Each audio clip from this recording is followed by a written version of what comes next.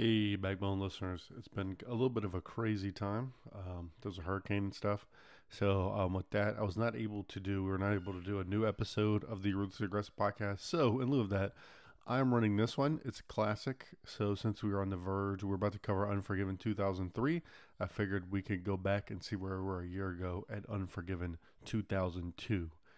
Joining me on this one will be Scott Shifflet, as you'll hear, who is one of my great cohorts here on the Backbone Wrestling Network. So enjoy this. We'll be back with Unforgiven 2003 soon enough.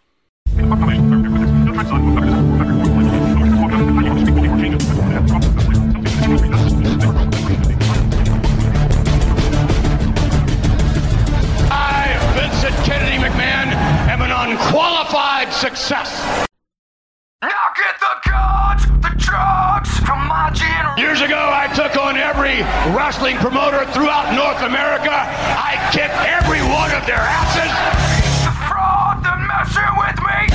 Come on, In a court of law, I took on the United States of America, and I kicked her ass. I took on WCW, and it took me a while, but I kicked their asses. Not because I was an asshole. No. Ask me, Mr. McMahon, what's your secret? More than any one quality that makes me the successful man that I am, ruthless aggression. So I want to know here tonight, as you stand here on my ring, which one of you has that quality? Who among you has that one single ingredient? Who has enough ruthless aggression? Tonight is a night different from all others. For tonight, there is not one, but two championship matches. The World Heavyweight title. This event, one fall for the World's Heavyweight Championship. Ladies and gentlemen, we have a new champion. The winner and new World Heavyweight Champion. A symbol of defiance. An icon of power. Resurrected for a new purpose. You people deserve your own World Champion. Exclusive to Raw. To be given to an assassin. Your new World Champion, Triple H. The whole damn show. Rob Van Dam. Confident in his abilities, poised to play the game, determined to win the gold.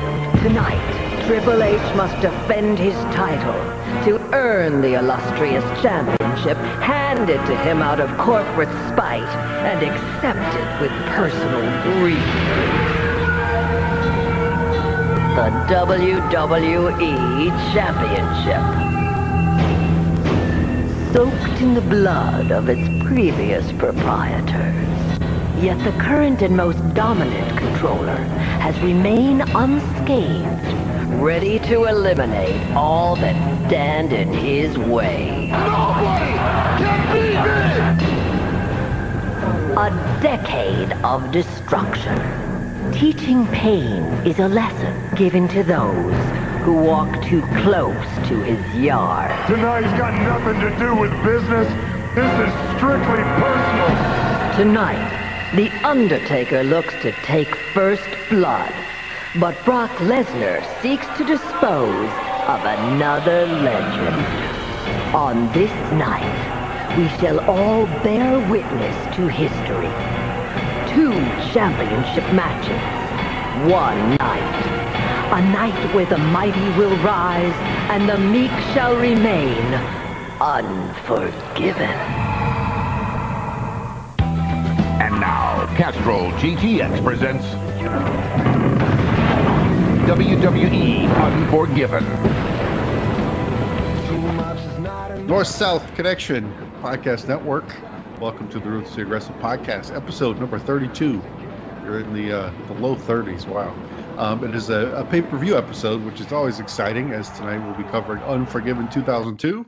I will bring in my guests right from the get-go, and so we can talk this out and start working through this loaded show. So my guest is one of my most frequent guests on this podcast, but he has never been on for a pay-per-view, so this will be a first for him.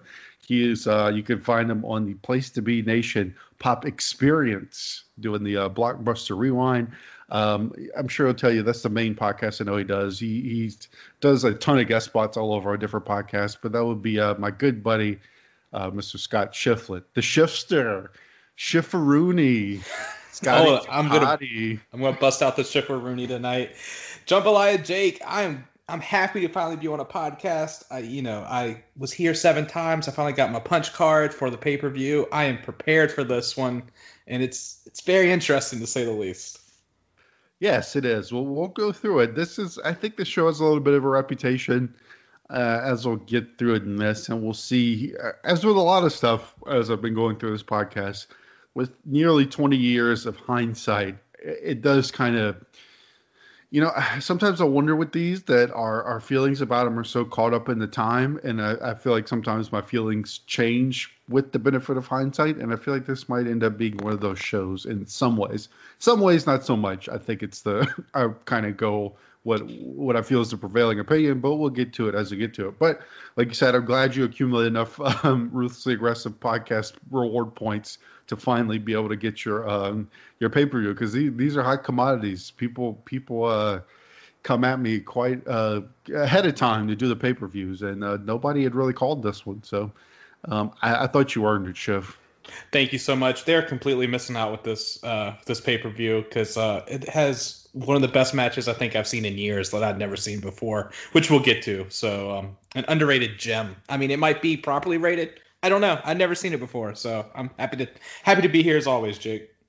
Yeah, this is a weird one in that, as my guest Grooney said a couple episodes ago, that it is September, which is historically sort of a down month a little bit. They're trying to reset a bit after SummerSlam, and this show is sort of sandwiched between two very well-known shows. Obviously, SummerSlam 02 is like historically one of the, it's a super well-known show, considered one of the greatest of all times. If not, you could argue it. There's an argument to be made. It could be the greatest show of all time. And then you have No Mercy, which has some really well-known matches that's going to follow this. So this was kind of sandwiched in there and maybe gets forgotten a little bit. Or if it is remembered, it's remembered for some of the not so positive things that people remember from the show. But as always, we'll hash it out and see how we feel. Before we start, we don't have Jake, I'm sorry to cut you off. Would you say that's 2002 in a nutshell? Like some really good things, and then some things that are like, when you're watching it, you pray that if like I was 13 when this show came out, I was like, I really hope my mom doesn't come in here at this moment. And there's times now where I'm like, I really hope my wife doesn't come in here. But there's times where it's like, this is why wrestling is great. So I think that's like really 2002 in a nutshell.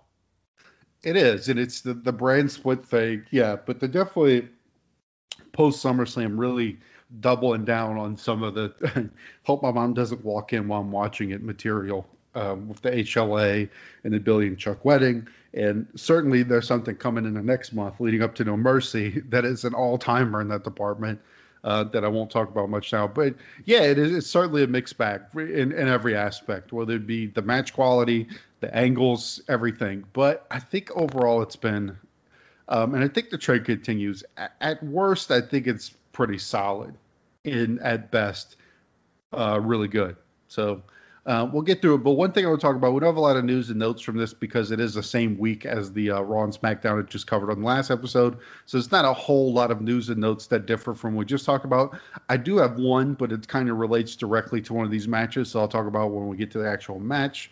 But I do want to say, Chip, that finally, as of the day we were recording this, it seems that SmackDown is finally being put up on Peacock, thankfully. It was Raw went up pretty quickly, but for the purposes of me doing this podcast and anybody who is, listening, hopefully, and likes to follow along. I know I do when I listen to podcasts. I like to be, if I can, I like to sort of watch along with it so I have a fresh frame of reference for it. So if anybody is, and I've had some people reach out to me on Twitter and stuff saying like, oh, how are you watching the SmackDowns? So, I have been, of course, using my vacation home in outside of Paris, France, my internet account from France to do it, but it seems like I'll be able to drop that. So that is some definite positive news, Scott.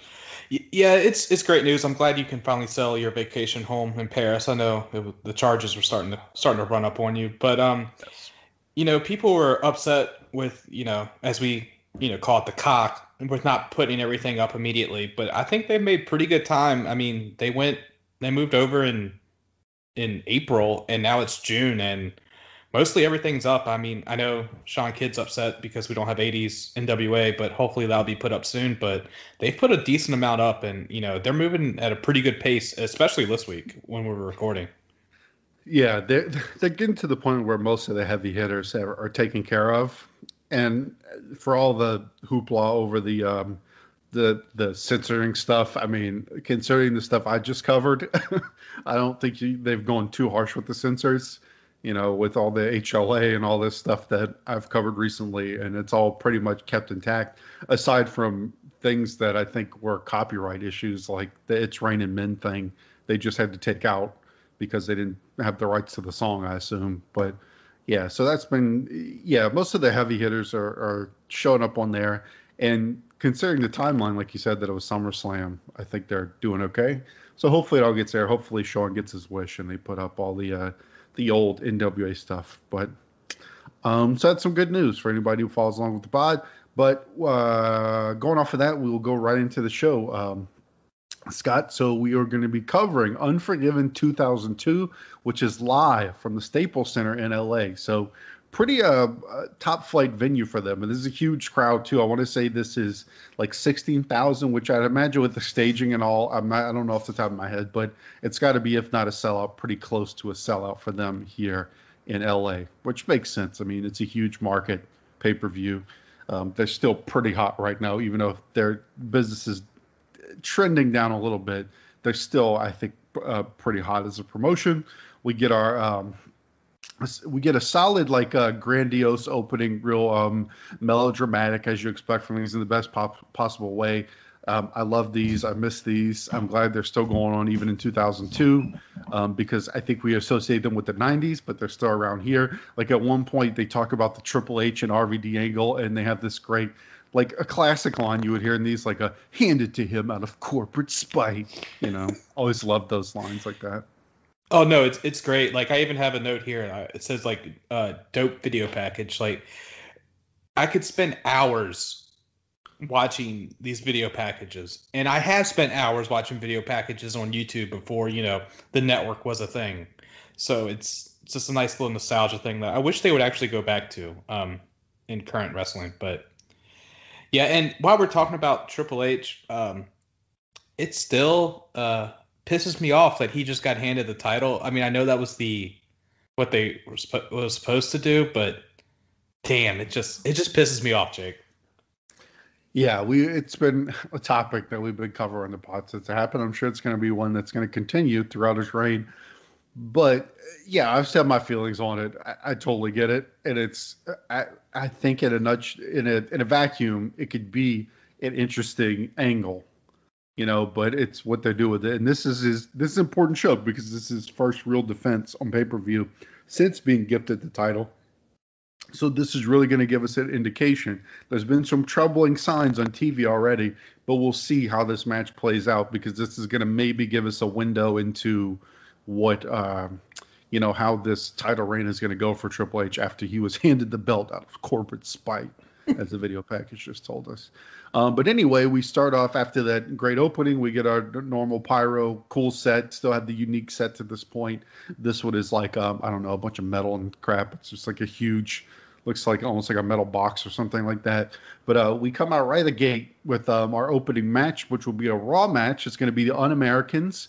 It's going to be an 8-man tag, I should say, with the Un-Americans versus Booker T and Goldust, Bubba Ray Dudley, and Kane. The Un-Americans, of course, are our Canadians, Tess, Christian, and Storm, and now they have recently been joined by William Regal, who I think is a perfect fit for this team given their anti-American sentiments.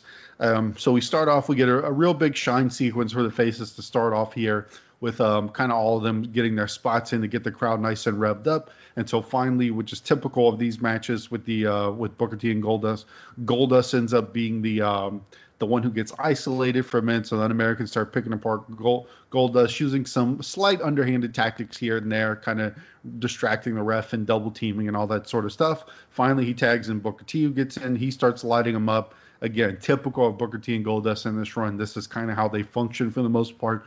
Goldust is the face in peril. Booker T comes in, starts lighting everybody up with his kicks and kind of his kind of flashy offense. And I enjoyed the pace right from the get-go on this. They really came out with a quick pace, like I said, with the shine sequence and then going right into Goldust getting beat down.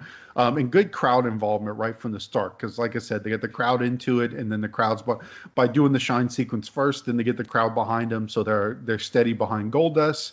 And so I thought right from the jump they had a good energy to this match. So we continue on. Booker and Bubba go for a table, but it gets drop kicked into their face, and kind of they start working them over. Kane finally is able to come in. He cleans house again for the Americans. Booker T is in. He hits a scissors kick on Test, which gets a huge reaction, and things are really starting to break down here, as they do typically in these multi-man matches like this. And Kane ends up getting low blowed. And by this point, I just called this, I'm not going to say everything that happened here, Scott. I called it like a full-on get your shit in scrum, where every guy's just running in, hitting their big moves, and just, one guy flies in, a heel flies in, he hits somebody, then the face comes in, cuts him off, which I think works in this type of match. Sometimes it irritates me, but I think it worked okay in this one. It didn't drag on too long. But anyway, the Americans end up winning because Kane ends up being the last one to hit a move in the sequence. He hits Storm with the choke slam and ends up pinning him, which, again, it makes me wonder, why are Storm and Christian even the tag champs? They don't really get protected as tag champs a lot. They rarely have tag matches where they're defending the championship, because now it's become like factions against factions sort of thing, or like this, an 8-man or a 6-man is a lot of what they're doing. So it's weird because they're tag champs, but they've already gotten beaten up by Kane in a 2-on-1 match, in a handicap match. Now Storm takes the pin in this one for whatever reason. Why you'd have him take the pin and not Regal's beyond me, because Regal doesn't have much going on. But as it was, I thought it was a fun kind of high energy opener. It has pretty easy face and heel lines drawn through it for the crowd to get behind, and some guys that are really over on both sides. The Un-Americans as heels, and then some really popular faces, especially Booker T and Kane. I thought the crowd was really behind them, but I like the energy of it. It was a good way to start the show. I went 3 stars on it, Scott. Yeah, Jake, I went 3 stars too. I mean, the crowd, just see them like get more and more behind Booker T, especially since you started this pod. It's just a delight. He was fucking over like a rover in that, and I will give it to the crowd. They stay hot the whole night. And like it starts here. I mean, I think there's only one let me up match, and that's the women's match, which I know you'll be finally happy. Hopefully that feud's put to bed. Spoiler alert. But I'll say even Bubba Ray wasn't that bad, and I do believe because you mentioned this last episode with Bradshaw getting hurt, that definitely had to be Bradshaw's spot that they just slid Bubba Ray into, because he wasn't really dealing with the Un-Americans, so they had to have someone in there.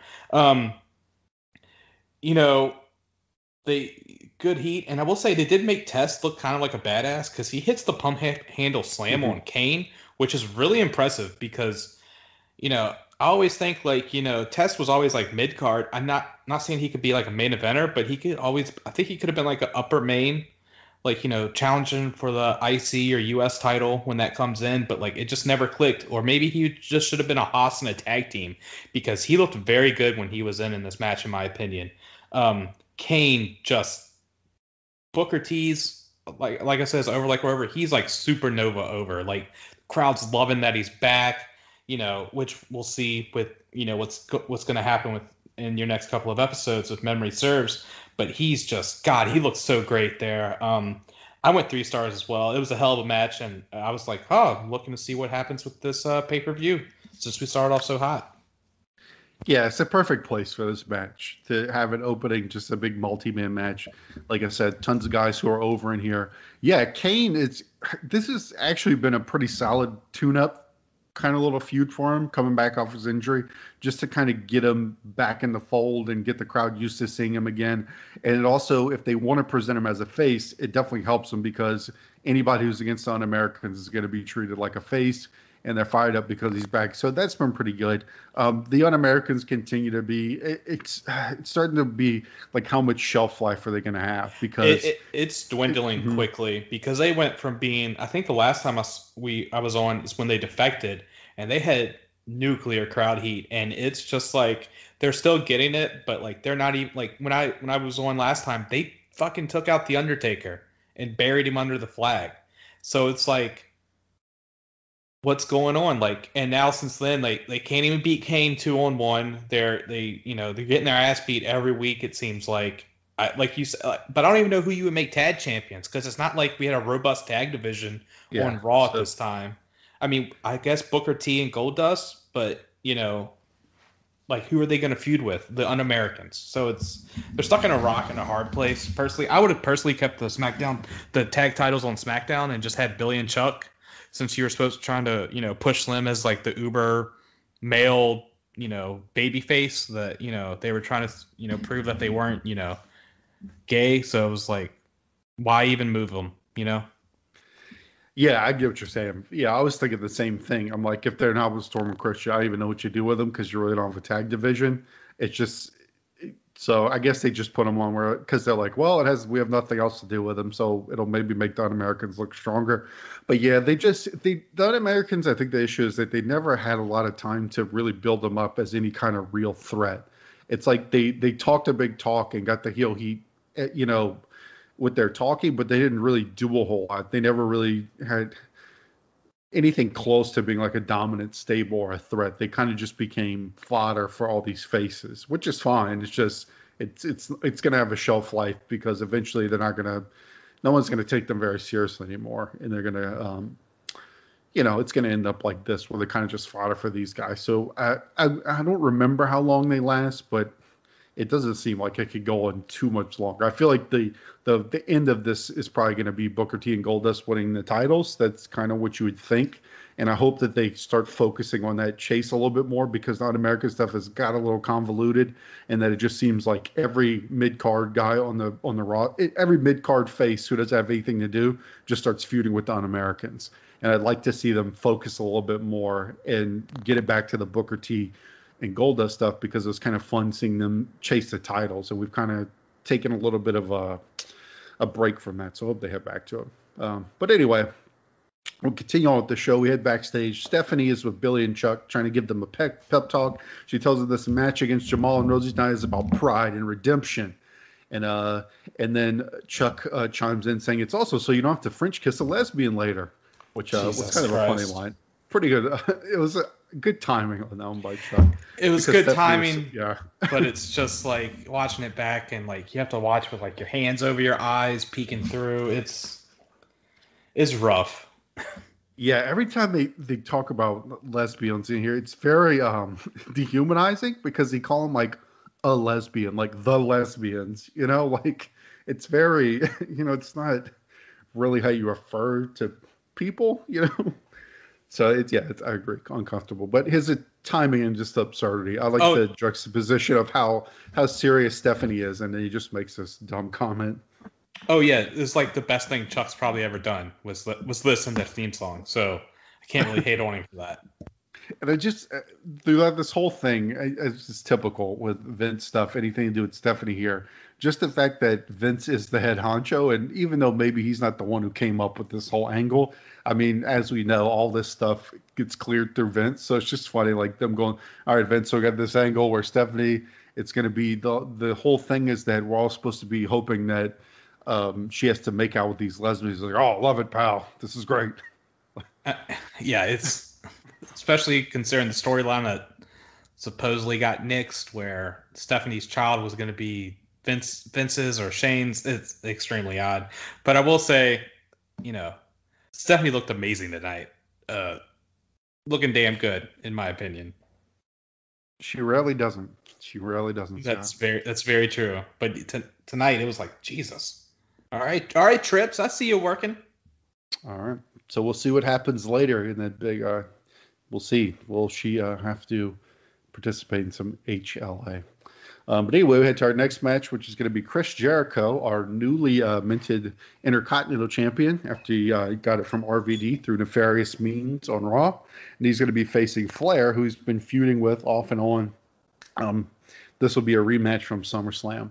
So we start off, Flair struggles a bit in the early going, but he picks off Jericho off the top rope and then goes to work on him. Jericho quickly comes back, drop kicking him from the apron, followed by another drop kick.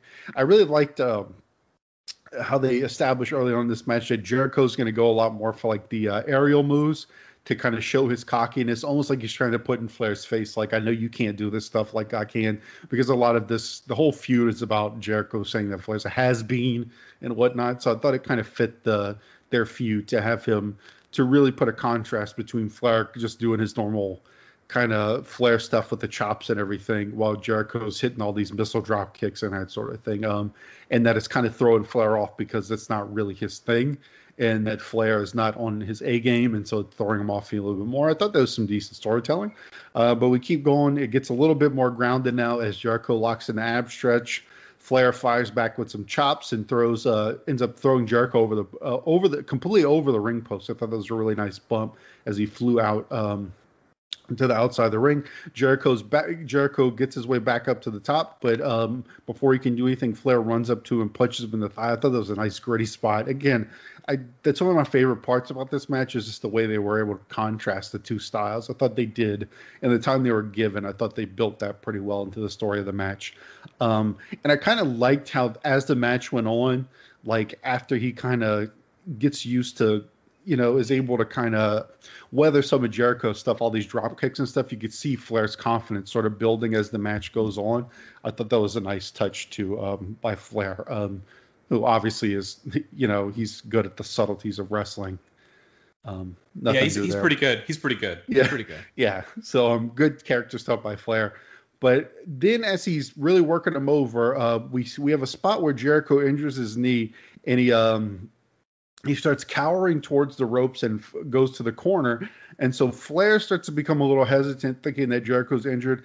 And the ref really is almost blocking Flair from really doing any kind of offense. While Jericho's injured, they end up calling in the trainers. And of course, while the trainers are coming out, the ref's distracted.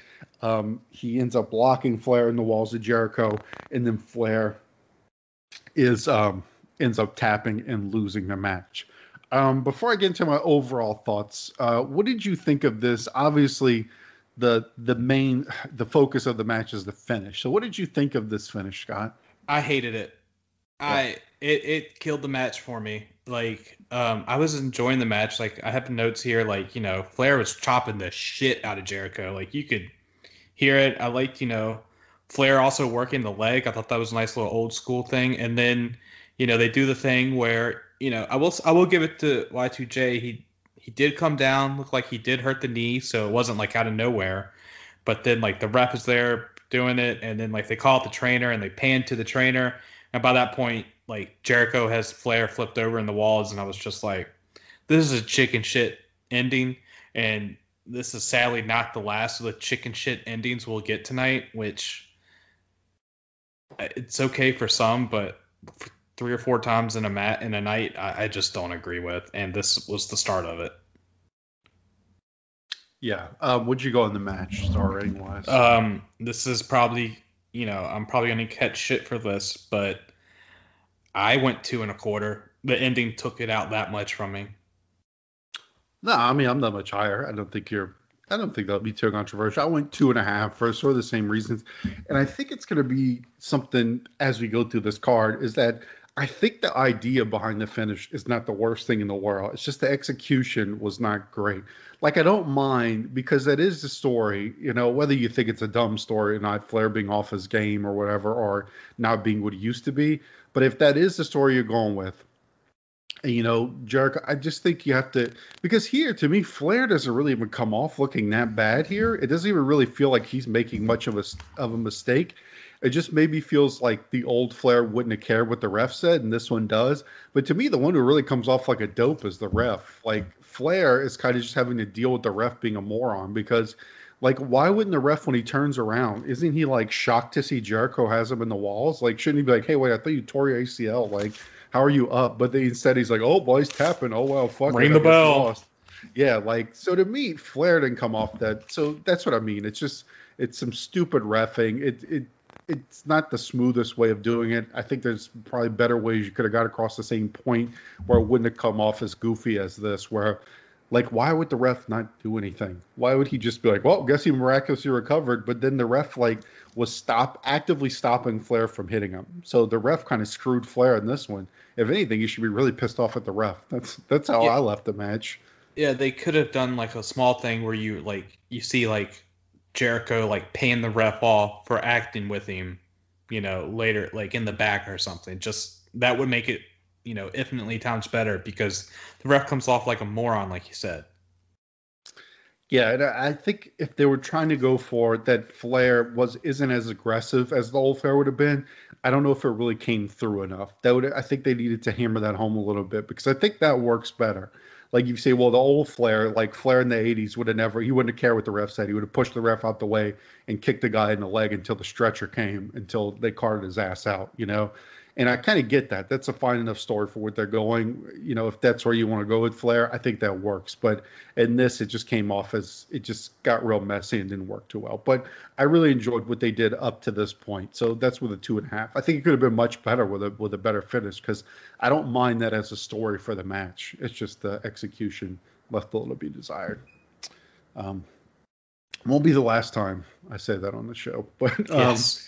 We continue on. We now see Eric Bischoff with his boys with 3-minute warning, Rosie and Jamal. He's hyping them up. He says that he's going to have Rico, who has been his mole throughout this entire thing, his right-hand man. He's going to manage them because he knows Billy and Chuck inside out, which, inside and out, get it? But anyway, Rico says that Eric Bischoff can get some popcorn and Vaseline, which gets a strange look from Eric Bischoff. But Rico says it so he can watch HLA later. So he's alluding to Eric Bischoff masturbating during the segment later. Yeah, it's not good. But I will say Bischoff comes off, like you mentioned this before, he plays slimy so well. Like, it's, this was also the guy that was watching his wife get down in the Gold Club. So.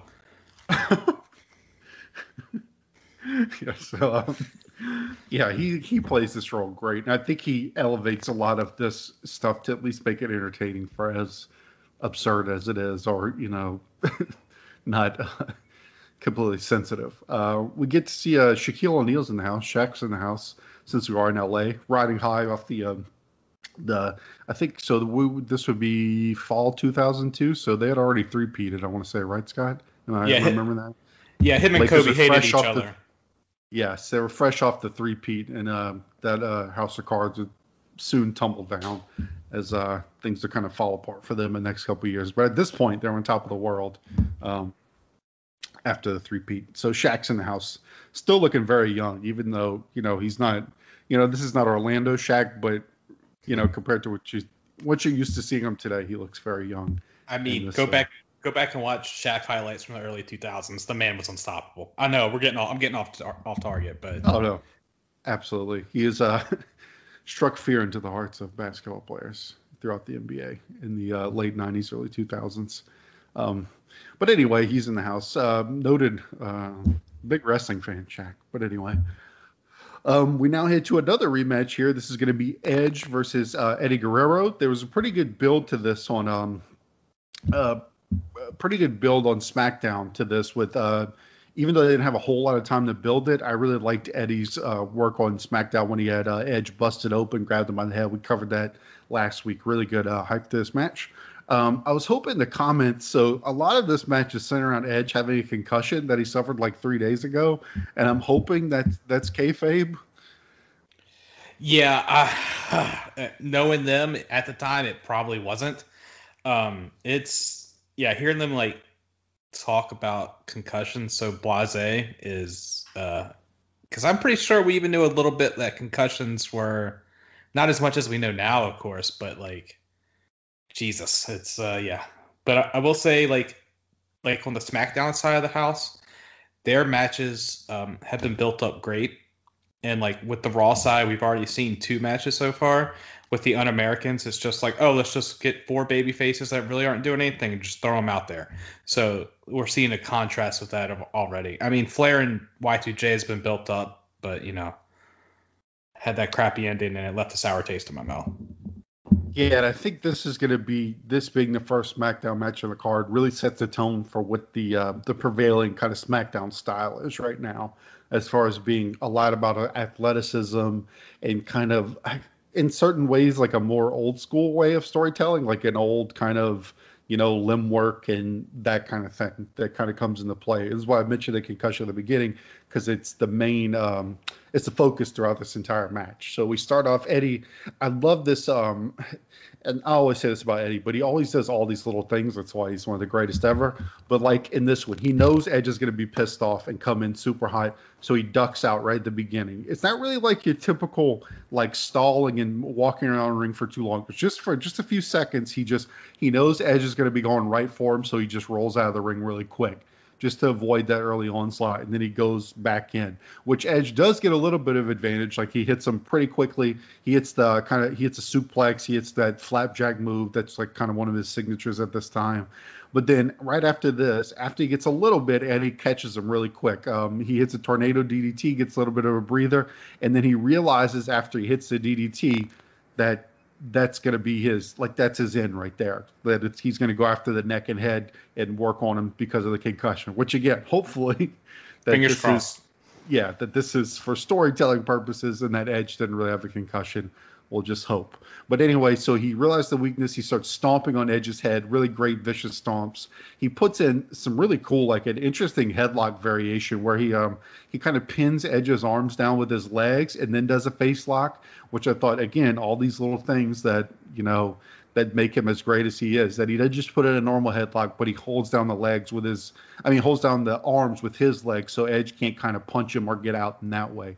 Then he kind of moves into a face lock. Edge fires up a little bit, but Eddie forearms him to kind of keep him back down. And I love how strategic Eddie is throughout this entire match. Like I said, once he realizes his end, that he wants to focus on the head, it's like he's very deliberate in everything he does. As you go through this match, I would say he doesn't waste a ton of spots. Everything he does has a purpose. He knows what he's trying to do, which is really awesome, and kind of it gets you invested in the match. But anyway, Edge can't get a break as Eddie he ups the intensity here as he gets a lot more vicious with attacks. Again, I just pointed out I love the commentary here too, and Cole and Taz are so good at the style of these SmackDown matches because they're pointing out all this stuff that I'm saying about Eddie going after the head, how deliberate he is. So great job on commentary of getting the story of the match over. Edge finally grabs some offense by getting a quick roll up and hitting a neck breaker. And another thing I love throughout this match, Scott, is the way like the momentum shifts in here felt really right whenever they would hit him. Like whenever Edge would have his little hope spots throughout, I thought it felt really good. Like it made a lot of sense, and you could really feel the momentum swing back and forth in a cool way, which I think is a hard thing to pull off in matches. Yeah, it flowed. It flowed very nice, like you said, like with them going back and forth. Like it felt like a basketball game, really. Like when you see like a team make a run, and then like, oh, how's the other one gonna respond? And that's how this like felt, especially when like we get towards the end, which you're about to get to. But yeah, I agree wholeheartedly with that. Yeah, and it didn't feel like they were just going back and forth trading moves. It really felt like it was trading the advantage. Like the basketball game is a good way of saying, like, as like Eddie would go on a run and then Edge would kind of get a few in. But I have to say Eddie dominated a lot of this match. But as Edge is finally getting a little bit of momentum, Eddie brings it back by cracking him with a nice jawbreaker. Eddie then goes to do his kind of tightrope Rana move that he always does, and Edge counters that to a really nice sit-out powerbomb. He goes for the spear, but Eddie avoids it. He ends up hitting the execution, but he's too close to the ropes, and Eddie's able to get a foot on the ropes. Edge goes for a drop kick, misses that. During that, Eddie exposes the turnbuckle, but then it backfires on him as Edge hits the spear this time and spears Eddie right into it, and Eddie sells the back like he just got shot. They go back up top as Edge brings him up to the top rope, but Eddie is able to counter by smashing his face onto the exposed buckle, which I thought was another awesome spot, just to to use that twice in the match, I thought was really good and a creative way for Eddie to counter it there. And then he hits a sunset flip power bomb, and when he hits it, he drives Edge's neck straight into the mat to really hammer home the whole focus of the match has been on the head and the neck and everything. And then he ends up getting the pin, which I thought was awesome because Eddie, certainly takes a lot of losses in a lot of these matches. So it's nice to see him have a win. And again, I love that the way he won by doing that sunset flip and a sunset flip power bomb off the top rope and just slamming Edge's, just to remember, it just kind of is an exclamation point of what the whole match was really about. But I really thought this match was awesome. Scott, I thought Edge's selling was really good. I know Edge sometimes is a guy that is known for being a little hammy in his facial expressions and his selling, but I thought he did it pretty well here. He didn't get over ridiculous with the acting woozy kind of thing where he was getting all out of control with it. So I thought he was good, and Eddie was just excellent in this match. He was so relentless. Even when Edge would fire back at him, he stayed focused and then ended up paying off for him as he won by hitting that power bomb in the end. Just awesome stuff. I went 3.5 on this. I really, really enjoyed this.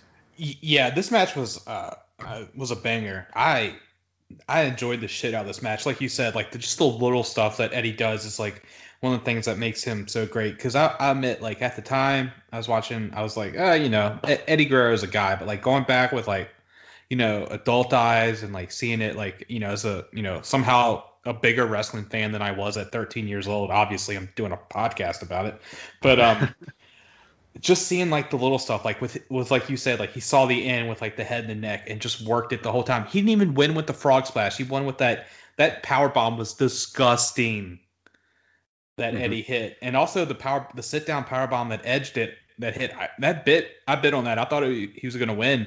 And, one of my favorite tropes in wrestling is when the heel undoes the turnbuckle and then is the one that gets hit with it. So I love that. But I also love that Eddie was still able to win because, like, it was just like his back that got screwed up. Like, he didn't get hit in the head with it. I went 3 3/4 stars on this. This match was great. Like, I wish, like, I know with everything that happens with Eddie, I wish we would have had a main event feud of Edge versus Eddie. This was a lot of fun. Yeah, it was awesome. And like you said, with there's so many little things like, like not finishing with the frog splash because this made more sense given the story of the match that he would do something that would attack the head is awesome. Kind of doing like they go with the typical, well, the heel does the buckle and it backfires on him, but then they come back and kind of put another twist on it where Eddie does still use it in the end, which I thought was cool too. Just a lot of cool little details thrown in throughout this match to really make it interesting. Good performance by both guys, especially Eddie. I thought it was a top tier performance, and no shock, he's great, but the more and more I go through this run, and I feel like you could see his confidence building since that return early in the year when I first started the pod. You could definitely start, especially as they get into the SmackDown run with the SmackDown 6. I feel like you could really see Eddie starting to feel himself both in the ring and on the mic, and I'm really looking forward to seeing this run over the next the next couple of years. Yeah, he's had a banger match every time I've been on this. Like, he had the one with the tag match with Rock, him and Benoit, that against Edge and Rock, which I thought was really good. And then he had the ladder match against RVD, which I thought was just amazing. So, and he's just so vicious, like with his kicks, like it's just like the little things. It's just amazing. Yeah, great intensity, great everything. So, but good start for SmackDown on their first match on the card. So, all right, so we head backstage. We see Triple H. He says he confronts RVD in the locker room and says RVD is calm, which means he doesn't care, and that's why he's never going to become champ. He then goes after Flair, who's also cleaning up after his match. He tells Flair Flair used to have it, but he has nothing now, and it says it makes sense that he'll be getting ready next to Flair because he's going to end up just like Flair, washed up. And a loser. Yes, a loser. So he's basically shitting on both guys right here. And so we'll see how this comes out because he just said Rob is calm, which means he doesn't care about winning the title. He'll never become champ. And then Rob closes out by saying he'd rather associate with Ric Flair any day compared to Triple H. So yeah, it was pretty corny what RVD said. Not going to lie. Yeah, this wasn't his best because his stuff throughout this feud at times is a bit corny, but like in a interesting way or in a fun way. And this kind of just came off as just straight corny. It wasn't as, I agree with you. It wasn't as good as the stuff he cut in the promo on Raw against Triple H. So yeah, he's just like, well, I'd rather be with him than you because you're a jerk kind of thing. It felt very, I don't know, after school specialist to me. But yes. All right. But we'll see more of them in just a second. But before that, we will get our big brand rivalry tag team match to see if Eric Bischoff will have to kiss Stephanie's ass or if Stephanie will have to participate in HLA. So we have Billy and Chuck versus Rosie and Jamal, a.k.a. 3-minute warning. Rico makes himself known really early in the match by hitting Billy with a kick on the apron. Pretty good power offense. And from Rosie and Jamal, we have a back suplex. They have some heavy strikes. Rosie taunts Chuck, pulling his hand towards Billy to kind of mock him because he can't go for the tag. But then he ends up missing a moonsault, which gets Billy and Chuck some momentum. Billy gets some offense in, but he goes for a noggin knocker on Rosie and Jamal, which is not effective, and they just whip his ass after. Chuck is able to hit a super kick, but Jamal hits him with one. Everything's starting to break down at this point. Billy runs in, hits a famous on Jamal, but Rico is able to delay the pin long enough to save them. We get then I want to say it was Rosie. I want to say hit him with a Samoan drop, Billy, and that is what ends our match here. So Billy gets pinned by the Samoan drop. Let me ask you something, Scott. So obviously now HLA is apparently going to be coming at us later in the show, as Stephanie will now have to participate in HLA, we're told. But anyway, what did you think of? Because I feel like that was really, besides the stipulation, this match was really all about the debut of Rosie and Jamal as like in an actual match, not just beating people down. So what did you think of them in this first performance, Scott? First off, for guys that size, they can move amazing. And I know, people will say, oh, it's the Samoan blood. But God damn, if they weren't just like smooth in the ring. I never realized that, but they have like you said, the Samoan headbutt, but also Jamal hit that moonsault. If he would have landed on Chuck, he would have killed him right there in the ring. But it's just like, for a big guy to be able to do that, you just don't see that. And I know Rosie and Roman are brothers, but damn, Jake, it's like they could have been twins, not even brothers. Like, they just look so similar. And I will say, for the ending, it was the midair counter of the Famouser, and it went to a Samoan drop. That just looked amazing. Like, holy shit. I wish, I don't want to get ahead, but I think 3-minute warning just peters out. I don't really remember what happens to him, but damn, you could have put the tag belts on them and just have them run through the tag division. But yeah, it was a nice coming out party for them. I am shocked though that Billy and Chuck lost, because they seem to be getting a little bit of a push as Stephanie's henchmen. I know just with this feud, but they were getting a little bit of the rub from that, and they got all the publicity about their ceremony that didn't happen, but it just seemed weird for them. But somebody had to eat the pin here, so I think it was right with Billy and Chuck, but I went 2.5 for this actually. Yeah, I would too. I feel like and maybe just my expectations, and I think it's probably an effect of seeing them do all the beatdowns where they look super impressive because they just come in and hit a few really awesome moves and then get out, where I find they didn't look quite as impressive in this match. And maybe it's just because they just can't be hitting that stuff constantly. They hit some stuff, but I feel like they didn't. I guess I thought they might have looked more dominant or more impressive than they did. Not that how do I say it? They did look impressive, but I guess I thought they would have been more dominant in this match. And I know you can't just have them come in and squash Billy and Chuck, even though I kind of feel like that's what you would want to do, because Billy and Chuck, I mean, they are like Stephanie's, but I have a feeling they're not going to do jack shit after this. They just kind of pawn them off for this angle, and then they're just going to let them flounder. I don't really remember, but we'll see how it plays out. But I almost wish that Rosie and Jamal would have just came out and crushed them.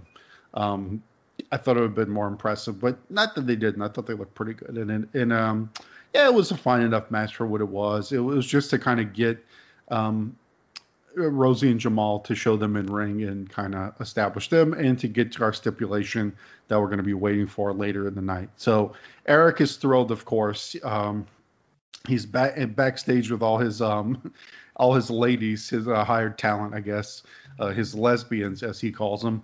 And he asked them who wants Stephanie, and they all raise their hand. They all want Stephanie later for like a pack of hyenas. Like they all want the fresh meat Stephanie. So bizarre. But they're all excited. So we'll see how this is going to play out later in the show. All right, so now we go to so this is the first thing where I was like, this is a weird place to have this in the show. So we get the RVD Triple H video package. I won't go through all of it. I've covered it as the weeks in the previous weeks, just recapping everything that's led us up to this moment in their tag match. Any thoughts, Scott, since you weren't on all those shows? Any thoughts on this feud overall? I mean, when I was 13, I loved it because I was like, oh, RVD's going to get the title. I was convinced like Triple H was going to lose, which, spoiler alert, Jake, I was convinced Triple H was going to lose a lot in the next like 4 years. Sorry, Scott. But, you know, looking back, they should have pulled the trigger on RVD as champion the year before during the invasion, but obviously didn't.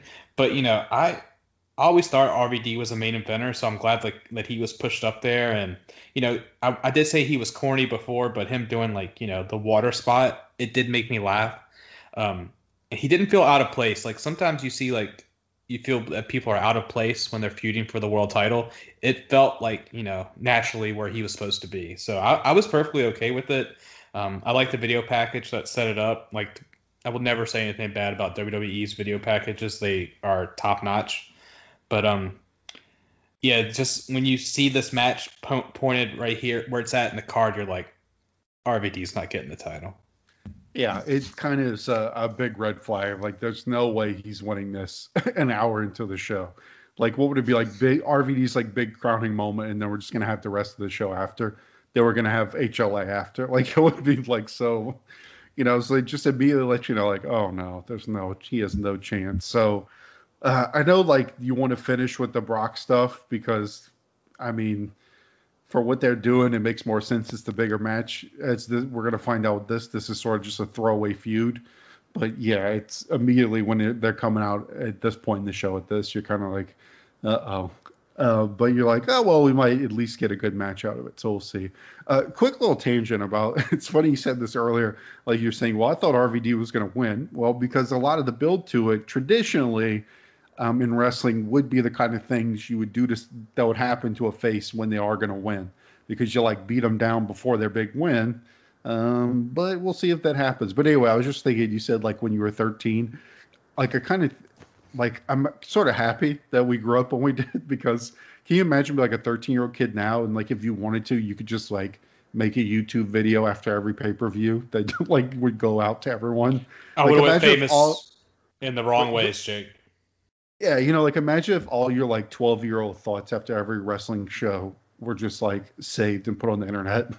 Like, I kind of wonder about kids like that. Like, I'm glad technology was just, you know, behind my childhood, because now, like, you know, if I was 12, I could go on YouTube and say it, be like, I hate whoever. Like, you know, I don't know. Yeah, I think we dodged a bullet, Scott. Oh, we dodged a major bullet, because like Facebook, like really, like MySpace and Facebook hit when I was like a junior and senior in high school, and like I was posting some dumb shit to about 21, 22 just because it was in college and not everyone and their mother was on Facebook. But like I see some of the stuff that gets put up now, and it's like we dodged a major bullet, because that shit will like come back and like, you know, haunt you for the rest of your life. And like I wasn't even saying anything bad, but it's just like cringeworthy, like an RVD promo. Yeah 11-year-olds shouldn't have everything they say videoed and etched in stone and saved in cyberspace. But anyway, it just had me thinking when you said that about being, you know, if you thought this was 13, I could just see your like video blog the night of the, like, right after the show going up. But anyway, so we head to the match now. I can see. So as they're doing the entrances, JR calls Triple H a mix of Harley Race and Jack Briscoe, and I could just see like so many old school like NWA like wrestling fans just dying inside. just like vomiting, like becoming physically ill at the thought of Triple H being a mix of Jack Briscoe and Harley Race. So I will say, like, sorry to cut you off. I will say seeing fine. Triple H with like a clean shaven face is somewhat strange, because I think he's had like, the goatee or like the beard thing since like 2005, 2006. So going back almost 20 years and seeing it, it's like, oh yeah, we got mega douche heel Triple H here. Which I'm happy that you're going back and like revisiting all this, because like I remember being on like message boards and stuff back then and calling this like the Reign of Terror. So like I want to see like if it's still like that bad, or we were just blowing it up just because there was nothing else to watch with wrestling, which I know is what you talked about at the start of the pod, but I just wanted to reiterate that. Oh, absolutely. I think it's a big story to watch throughout as I continue on the pod, no doubt. But anyway, we talked about it. It really does not seem like RVD is going to win this mid-show, but we'll see.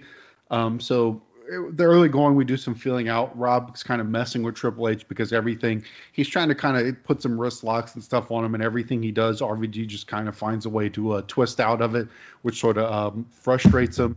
RVD hits a headlock, and Triple H is able to get out of that and bails out of the ring for the first time in the match. Won't be the last. Rob mocks him. So this was such a strange spot here. So they come back in. Somebody throws Rob a water bottle, and he does the full-on like water spitting routine as Triple H just like sneers at him. That was such a weird spot to me, in that it didn't seem like a WWE spot. This felt like some you'd see on like, I'm not like an expert on PWG and all, but it felt like a very indie spot. And I'm not saying that in a bad way. It just felt out of place in WWE. Like, I'm not saying that's a bad thing to do. It just felt odd in this place to have them do that. It felt very indie to me. I don't know. Yeah, it did, but I also enjoyed it because, like, I knew RVD was losing, obviously, by the match thing, and it felt like, he was just like, I may be losing, but I'm going to make you look like a fucking moron while I'm doing it. So... yeah, I think I enjoyed it too. It just doesn't seem like something they typically do. It just kind of caught me off guard. But anyway, continue with the match. RVD counters some. Triple H comes at it with the clubbing blows. He counters out with some reversals and twists back into the headlock. So continue to use his agility to kind of frustrate Triple H. So Triple H bails again to the outside after a kick out. Rob... he goes after him, goes for a senton to the outside, and just completely eats it as Triple H moves. That was a sick bump. He landed right on his tailbone. I screamed, "Oh my God," when that happened, because it was a solid thud that hit, and like, what the hell's going through his head with that? Like, he's probably still feeling that spot to this day. It was brutal. It was a sick bump. He just landed like flush on his lower back. It was bad. But anyway, so the ref starts to count. Rob barely makes it back in before the 10 count. There's a little bit of controversy even on commentary. I think King says questions whether he even made it back. But anyway, we go back in, and then we start with the normal, we'll call it the methodical Triple H offense. Triple H throws him into the steps, punches him on the mat. He does the middle rope guillotine spot. Not a ton of urgency, I would say, is a way that you could describe this offense here. He throws Rob out of the ring again. He tries to throw him on the announce table, but RVD blocks it and hits Hunter on the table instead. They work their way back in. Triple H goes to the top and gets hit with the JR even calls it, saying that's not something you usually see from Triple H, and he ends up taking the Flair bump, the famous Flair bump off the top rope. We then go into Rob actually goes into a sleeper hold, and I felt like at this point in the match, this is where it was really starting to drag. Like, because this is, I want to say we're probably about a little over halfway through the match here, Scott, and I felt like they just could not get out of first gear. I don't know if it was just the Triple H offensive sequence, but it just felt like they were kind of stuck. Yeah, I actually have here in my notes, Triple H now dominating, yawn. Triple H sleeper hold on RVD. Somehow it's working on me too. It, like, I don't know if he was like trying to be like, I've never seen a Jack Briscoe. I've only seen a couple of Harley Race matches, like that slow and methodical style, which does not work in 2002 WWE, considering the fast-paced match we just saw with Edge and Eddie, and even the Samoan match, the 3-minute warning match. It just felt like you said, like they couldn't get out of first gear, and then with what we're gonna have coming up, it's just like I don't know what the hell they were doing with this match. Yeah, you didn't feel a lot of urgency or like intensity for a big title match, especially one where they've kind of been going at each other on TV. So there's a little bit of heat to this feud, and they made it kind of personal. I mean, he's telling RVD that he's not good enough to be champion and all this kind of stuff. So it's a pretty heated feud, but the intensity is just not coming through in the match. But we'll see if they can in the second part. But definitely, those are my thoughts as I got about halfway. I was like, this is starting to drag. I'm starting to feel drag a little bit. I feel like you did the feeling out a little bit. We need to start picking this up the intensity at some point in this match. But anyway, Rob is able to push out of the sleeper hold and hits a heel kick, and he starts going into his normal sort of RVD maneuvers. He does a step over, he hits a drop kick, he does a handspring moonsault, the monkey flip. And it's odd because, and this is what I was thinking too, is I don't know what has preceded this, because now Rob's kind of hitting his stuff, but it's not really getting much from the crowd. And I don't know, maybe if the crowd, it was the lackluster heat segment by Triple H that kind of took them out of it a little bit. But normally the crowd eats it up whenever RVD goes into his, his educated feet, his normal. These are his key spots that the crowd usually loves. But I don't know if it's just everything they had done up to this point kind of killed him. I know a lot of people, and in this match, I'd probably agree. I think it was that Triple H kind of slow heat segment that just kind of by the time they get to this, the crowd's already kind of they've lost the crowd a bit by the time they got to this, RVD firing up on him. Yeah, I was lost myself. I mean, I will say RVD, getting on his run got me back into it, but then it was sort of like I'm looking at my watch, is this match almost over? I got to go back to work. So I watch these on my lunch break. So it's just this match is making me lose the will to live, and I like both performers, but it's just their chemistry was not there tonight. So as we get to the final stretch, after RVD hits all of his stuff, Triple H bails out again, but Rob comes right back at him with a suicide dive. He does the top rope sidekick back in the ring. He hits a knee to the but Triple H cuts him off with his patented knee to the face, face buster move. Then the ref gets bumped. RVD is then able to catapult Triple H. He goes for the frog splash, but we have no ref. Rob's trying to get the ref back to it. He gets hit with a low ball by Triple H. Triple H goes to the outside. He grabs the sledgehammer, but Rob is able to kick it out of his hands, which the crowd really kind of starts to come alive at this point, at least. Then we see Flair run in. He goes in and grabs it. You think possibly he's going to hit RVD. But, I mean, Freudian slip. You think he's going to hit Triple H, but he actually hits RVD, which seems to surprise Triple H. So this, they sell it as if this was not a premeditated, or I should say that Flair and Triple H hadn't planned this out before, that Flair has made this decision, because Triple H looks a little bit shocked here, but he just goes along with it, hits the pedigree. They revived the ref 1, 2, 3, and that is it. So we've kind of spoke about it as we've kind of broke it down as we went, but I don't know, kind of boring and meandering. Never really escalated, like we said, never really got out of first gear. It felt like a lot of what they were doing was just killing time to get to the Flair stuff. So I went 2.5, and there's some other parts to this we'll talk about in a second, because I didn't think it was. I went 2.5, which part of me thinks I might be overrating it a bit, but I do think there was some good stuff in here at certain points. It's just the flow and pacing of it just never really clicked for me. Where were you at with it, Scott? I went 2.25. Just like that, when I'm starting to fall asleep watching wrestling. That's never good. Because wrestling's supposed to be in your face, loud. How the hell are you supposed to fall asleep during it? But I was laying on my couch, playing on my phone, and I was damn, this match is pretty boring. I'm not a big fan of oh, they got the visual pin, he would have won if the ref wasn't here. That's still not winning a match. That's not going to make RVD quote unquote a main eventer. No. And he got 2 visual pins. It's well, that doesn't mean jack shit. No. even King makes a good point. It's one that I always think when they do the visual pin thing, because King even points out, he's like, well, why would he kick out? He knows there's no ref. Who would he be kicking out for? Like, it's a good point, actually. And, Flair coming down and turning, like, I figured it was coming. I don't know what I would have thought at 13, but, like, they don't. I do, like, sort of like the story they told with that, with, like, Triple H has been beating him down for weeks, saying he's not a man, he's a loser, and now Flair's like, I'll show you a loser, and instead of hitting Triple H, hits RVD, so he could relive his golden years with Triple H being like the new Flair, quote unquote. So it's interesting to see if they continue going with that. But the middle part, I even have a note here, middle part killed me. So yeah, what doesn't help it either is, like, we just watched that Eddie and Edge match, where the issue with this one is that it never like escalated. It felt they were just kind of meandering around. And we just watched the Edge and Eddie match where everything in it felt so deliberate. Like, everything Eddie did felt like it had a real purpose to it.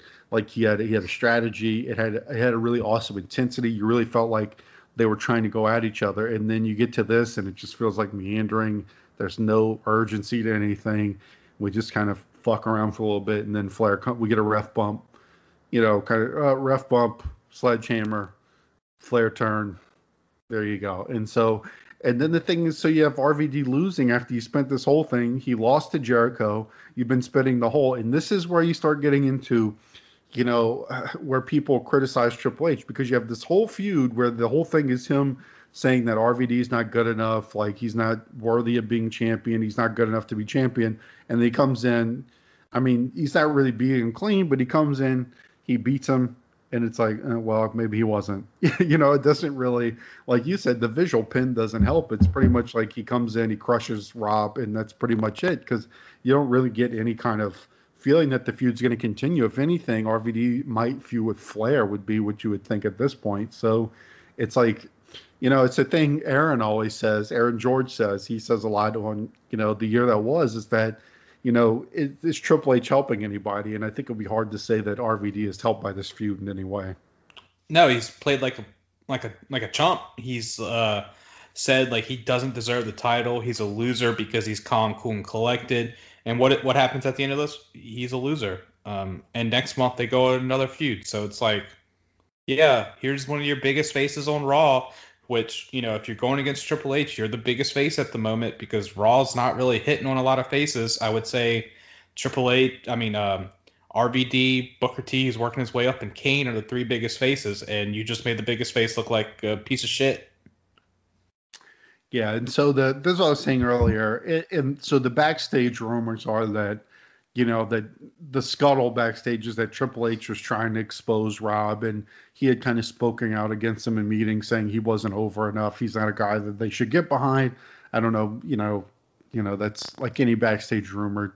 Is there truth to it? And that it's sort of like that Triple H wanted to put this match together because it was worked in a way that kind of tones down RVD's style. It's not really worked in a style that's going to make RVD look great and put on a great match that RVD can, because this is not, this match is not set up in a way that really plays to RVD's strengths. And so, some believe that that was done purposely to kind of make him look like shit. Isn't any of that true? I don't really know. There's no way for me to really know, but it's just another facet to this whole deal.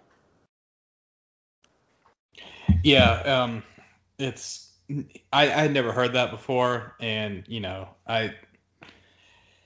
if so, then he did a good job of killing him off, because he wouldn't be viable again for another, 4 years? Yep. So, all right. So we're already starting to see maybe this is the reign of terror. So this is not the best look for Triple H so far. Not a good match. Not making his opponent look very good. So, but anyway, we'll continue on. We've talked about that quite a bit. Anyway, Flair shakes his hand, so seemingly has an alliance with Flair moving forward. All right, we now head backstage to one of the most random backstage segments you're ever going to see. We have D'Lo Brown. Even before the third shows up, this is already pretty like out of nowhere. We have D'Lo discusses the match that they just watched with Kidman. They both have on like generic Unforgiven 2002 t-shirts. So they just like two random dudes who like have the night off. They're just like hanging out backstage, collecting a paycheck. And then I don't even know the guy's name. You might know, Scott. I just call him Victor Newman. So it's Victor Newman from Young and the Restless comes in. He shakes their hands. D'Lo says he wants to know wants to know him if he could get someone on the side, because he knows he's always getting all the women because he's on Young and the Restless. Newman says he cannot discuss those matters. And then Dawn Marie shows up and seems to suggest that she is definitely banging Victor Newman and that she is about to go and bang Victor Newman. So you can, who would have ever thought that D'Lo, Kidman, and Victor Newman? Are you familiar with Victor Newman, Scott? No, I thought that when I messaged you and I was like, who the fuck is this guy? And you're like, Victor Newman. I thought that was just his name. I didn't realize that might be his name in the show. I'm glad that D'Lo's not in Japan wrestling. So it's a Highway to Impact Zone joke. But oh, you mean like you don't want him to be in Japan dominating everybody? Yeah, dominating everyone. Yeah, and he hasn't had his kid yet, so he can't go leave to take care of her. His own reign, D'Lo's reign of terror in Japan, like Triple H's reign of terror. Yeah, Dawn Marie was looking great. Like, looking damn good. But such a just random mismatch. They're like D'Lo. Maybe they saw D'Lo and Billy at catering and was like, "Hey, assholes, come in over and do this." It was very odd, and like. The guy didn't even get a pop when he showed up on the screen. Everyone else was like, who the hell is this? Yeah, well, the problem is that it wasn't my grandmother in the audience at Unforgiven 2002, because that's how I know Victor Newman is, from being at my grandma's house.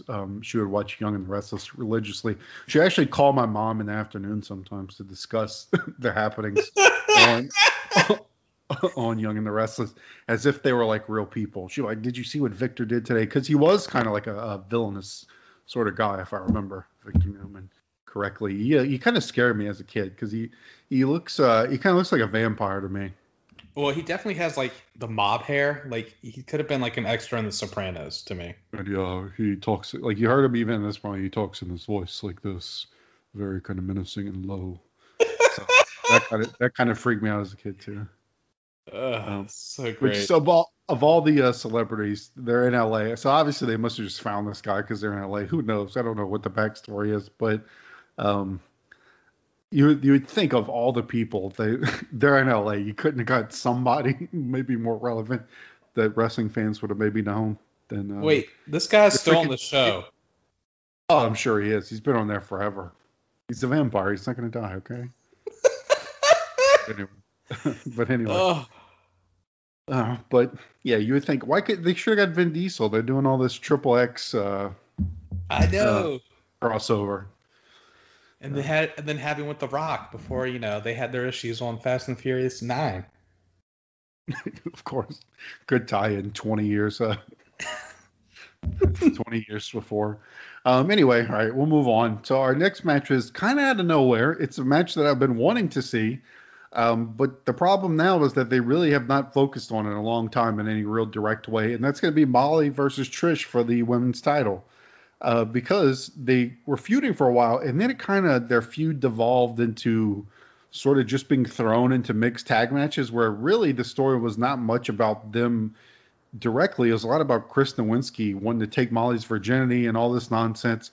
So, and this has not really gotten any kind of direct build in the past month of TV. Like, you still have the lingering heat between them, but I don't know. This whole feud could have been so much better if they would have just focused on it and got to this point. But now it just kind of seems, it just seems a little forgotten. Like, it just random, like, oh yeah, now we're finally going to have the big blow off that we haven't given a shit about in like a month and a half. Now here you go. Here's the big blow off. Yeah, it seemed like this pay-per-view was going real well till the last match, and now it just putters along for the next, I'll say, about 45 minutes. And this is, I know you're going to get to it, Jake, but this is not a good match. But I will say, King says that Molly has a home in the Virgin Islands, which I thought was a pretty funny line. Oh my God, fucking kidding. I will say I didn't think this was a great match, but I did think there's a good performance from Molly. I thought Molly was really good in this match. Like after they do some feeling out, I like all the urgency to her offense. I mean, look, I'm not trying to crap, but you probably have more urgency to her offense in this than Triple H had in that match. Like she's kind of snapping off everything, like her suplexes and stuff. Like it has a nice crispness to everything she's doing. Like you mentioned, King makes that stupid joke about her being from the Virgin Islands. Trish tries to get back in it with some flash pins. That doesn't really work. She has to chick kick out of nowhere and then gets ends up getting hit by Molly again. Molly blocks I thought this was a really cool spot here where Trish goes to do that normal where she goes up and does kind of like a Hurricane Rana where she catches the person's head with her feet and throws them off. But Molly kind of she reversed that and turned it almost into like a tarantula looking submission hold in the corner that I thought looked pretty cool. That was really awesome. That was probably the spot of the match to me. But then Trish hits reverses. They do, I forget what Molly was trying to do, but Trish reverses it and hits a bulldog out of nowhere and ends up winning.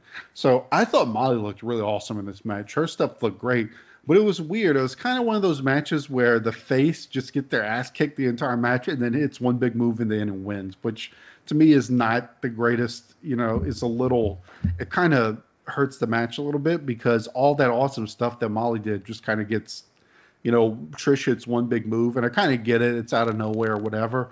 But I kind of wish that Trish would have had to work a little bit harder throughout the match to get it. But I actually thought this was okay. I went 2.25 on it. I thought it was fine. I thought Molly particularly looked really awesome in this match. Damn, this is where we differ, Jake, because we've been pretty much aligned the whole night. I did not enjoy this match at all. I thought it was slow and plotting. I even have a note here that says just let it end. It's like you said, Molly did take like 95% of the match and Trish just did the 5%, but it definitely felt like, which sadly that's what the women division was at this time, was just a piss break match. I went a star on it. See, I think maybe you were put in a foul mood after watching that title match. Maybe you're feeling a little salty after the title match. Maybe that it hurt this match a little bit. Like, I didn't think it was any great shakes, but I'm pretty much most of my 2.25 goes to Molly because I don't know. I thought she looked good in this match. I think with more focus and build to this, it could have been a lot better because I think you have them, not really doing much with this feud for a while, and then coming off of that last match that kind of killed the crowd a little bit. I think they were in a tough spot, but. And I think because I felt for you and even since I've been with my guest appearances, it feels like they had a match together for 3 months straight. If it was a mixed tag or something, and I was just I'm tired of seeing these two people go against each other. No, that hurts it too. Like I said, they've done them no favors with the build to it by just being so wishy-washy with it. But anyway, Trish is emotional after the win. She gets the title now. And we'll see where it goes from here. All right, we then head backstage where we see Rosie and Jamal enjoying their win with Eric Bischoff's ladies. Rico asks if he and the ladies could go on their way. And so kind of implying that Rico's going to go have some fun times with these ladies, which the way they portrayed him doesn't seem like he'd be interested, but who knows. But anyway, Eric then says he needs 2 to stay behind for HLA. And so we get our 2 ladies who are going to stay behind for HLA. And Jake, in my opinion, he pulled the 2 hottest. Yeah, most likely. Yeah. I think I didn't get to survey it that good, but it seems like a Bischoff thing to do. Yes. Or a Vince thing to do. Anyway, we now head to our next match, which is going to be Angle versus Chris Benoit, which I've talked about it in the build, but the whole feud is built around each one of them being pissed off that the other one put them in position to get the stink face and laughed at each other, which sounds silly as shit, but it actually is a pretty good build to the feud. I don't know. It was well done. It actually is worked out pretty well. I think it built well to this match. But anyway, we go in. You know that you're going to get some nice intensity from these two guys. They get an intense lockup to start, and they go out of the ring pretty quickly. Benoit locks in a short-lived crossface really early in the match. And a lot of this early part is them really work on the mat, like scrapping around the match, which I thought was and had some nice energy to it. It wasn't just like them kind of feeling out slowly. It was still like, it was really, I don't know how to say this, like they're really aggressive about it. Like, and I kind of liked both guys going for the finish from the start. Like Benoit goes for the crossface, Angle goes for the ankle lock within the first few minutes of the match. We get they go for a furious sequence of pin reversals that I thought was really well done. Like, I want to say they did at least like 10 different reversals, different types of pins, which was really cool. And I kind of like this whole opening segment. It was a nice change of pace that they didn't immediately go for hitting these like big moves, like all these big high spots. It was just a lot of them scrapping around, reversing pins, trying to get a little bit of momentum on the other one, lock in some kind of hold. And I don't know, it looked really well done. I don't know. And a lot of this I'm sure is Angle, because obviously Angle's an amateur wrestler. He knows how to make this stuff look good and look believable. And I thought it did. But I kind of liked that this first part, considering what's to follow in a minute, they didn't come straight out of the gate with the hashtag moves, as we call it sometimes. No, it was great. And to be completely honest, Jake, I got lost in this match. Like, I was just like, my notes are sparse. Like, I have some notes, but we haven't gotten to them yet. But like, damn, like I do my best to like try to stay away from the Benoit matches because of what happened. But like, obviously, if I'm doing a rewatch, I have to watch them. It's just the name of the game. Mm-hmm. But holy shit, like, I know I think we messaged about this, but Benoit has to be one of Angle's best opponents, right? Like, because their chemistry is just off the charts. Yeah, because I think Angle is so intense, and I think it's like Benoit was a guy who can like match that intensity. And even from the get-go, like I said, even though they're not hitting any real big moves, they're just kind of sort of chain wrestling, I guess you could call it, on the mat for a little while. They still, right from the jump, you really get a sense that these two guys are trying to go after each other and like prove that they're better than the other one. And just the way they move and just the level of how tight everything is that they're doing, they really look like they're trying to win, and they're trying to show that they're better than the other guy. Like, it's like the opposite of what I said with the RVD Triple H match, where they couldn't get the intensity going. These guys, it's like from the moment the bell rings, you just feel the intensity from both of them, and it just adds to the match. Yeah, but anyway, go into the that RVD match. They couldn't get out of first gear. It's like they started this match in fourth gear. Mm-hmm. Yeah, but without having to go for like just going straight to the big moves. It's just their energy. It's awesome. But anyway, so Angle by this point has kind of had enough of all this work on the mat and stuff, and he just throws Benoit out the ring and just goes after with some strikes. So I like that too. I like that it fits Angle's character too, that he would get frustrated. He's tired of this shit. He's just going to go after him. He locks him. They go back in the ring, and Angle locks him down in kind of like a body hold. I'm not the greatest guy at calling holds. I don't know exactly what it was, but he kind of just had him like grapevined on the bottom. Yeah. But Benoit kind of attacks his legs to be able to escape. Kurt crashes into the post, and Benoit throws him back into the other one, which I thought was a really awesome spot too. They both catch their breath for a minute and trade rolling Germans in a great sequence. They do a lot of back and forth, like anything you can do, I could do better sort of stuff in this match. So like Benoit hits the rolling German, so Kurt reverses it and gets his own little sequence of them. And then I love how it sort of ends with it kind of crescendos with him going for an angle slam, but then it gets reversed. Benoit reverses it, and he does sort of a release German, and Angle just fucking flips. Like, dude, that was disgusting. It was amazing.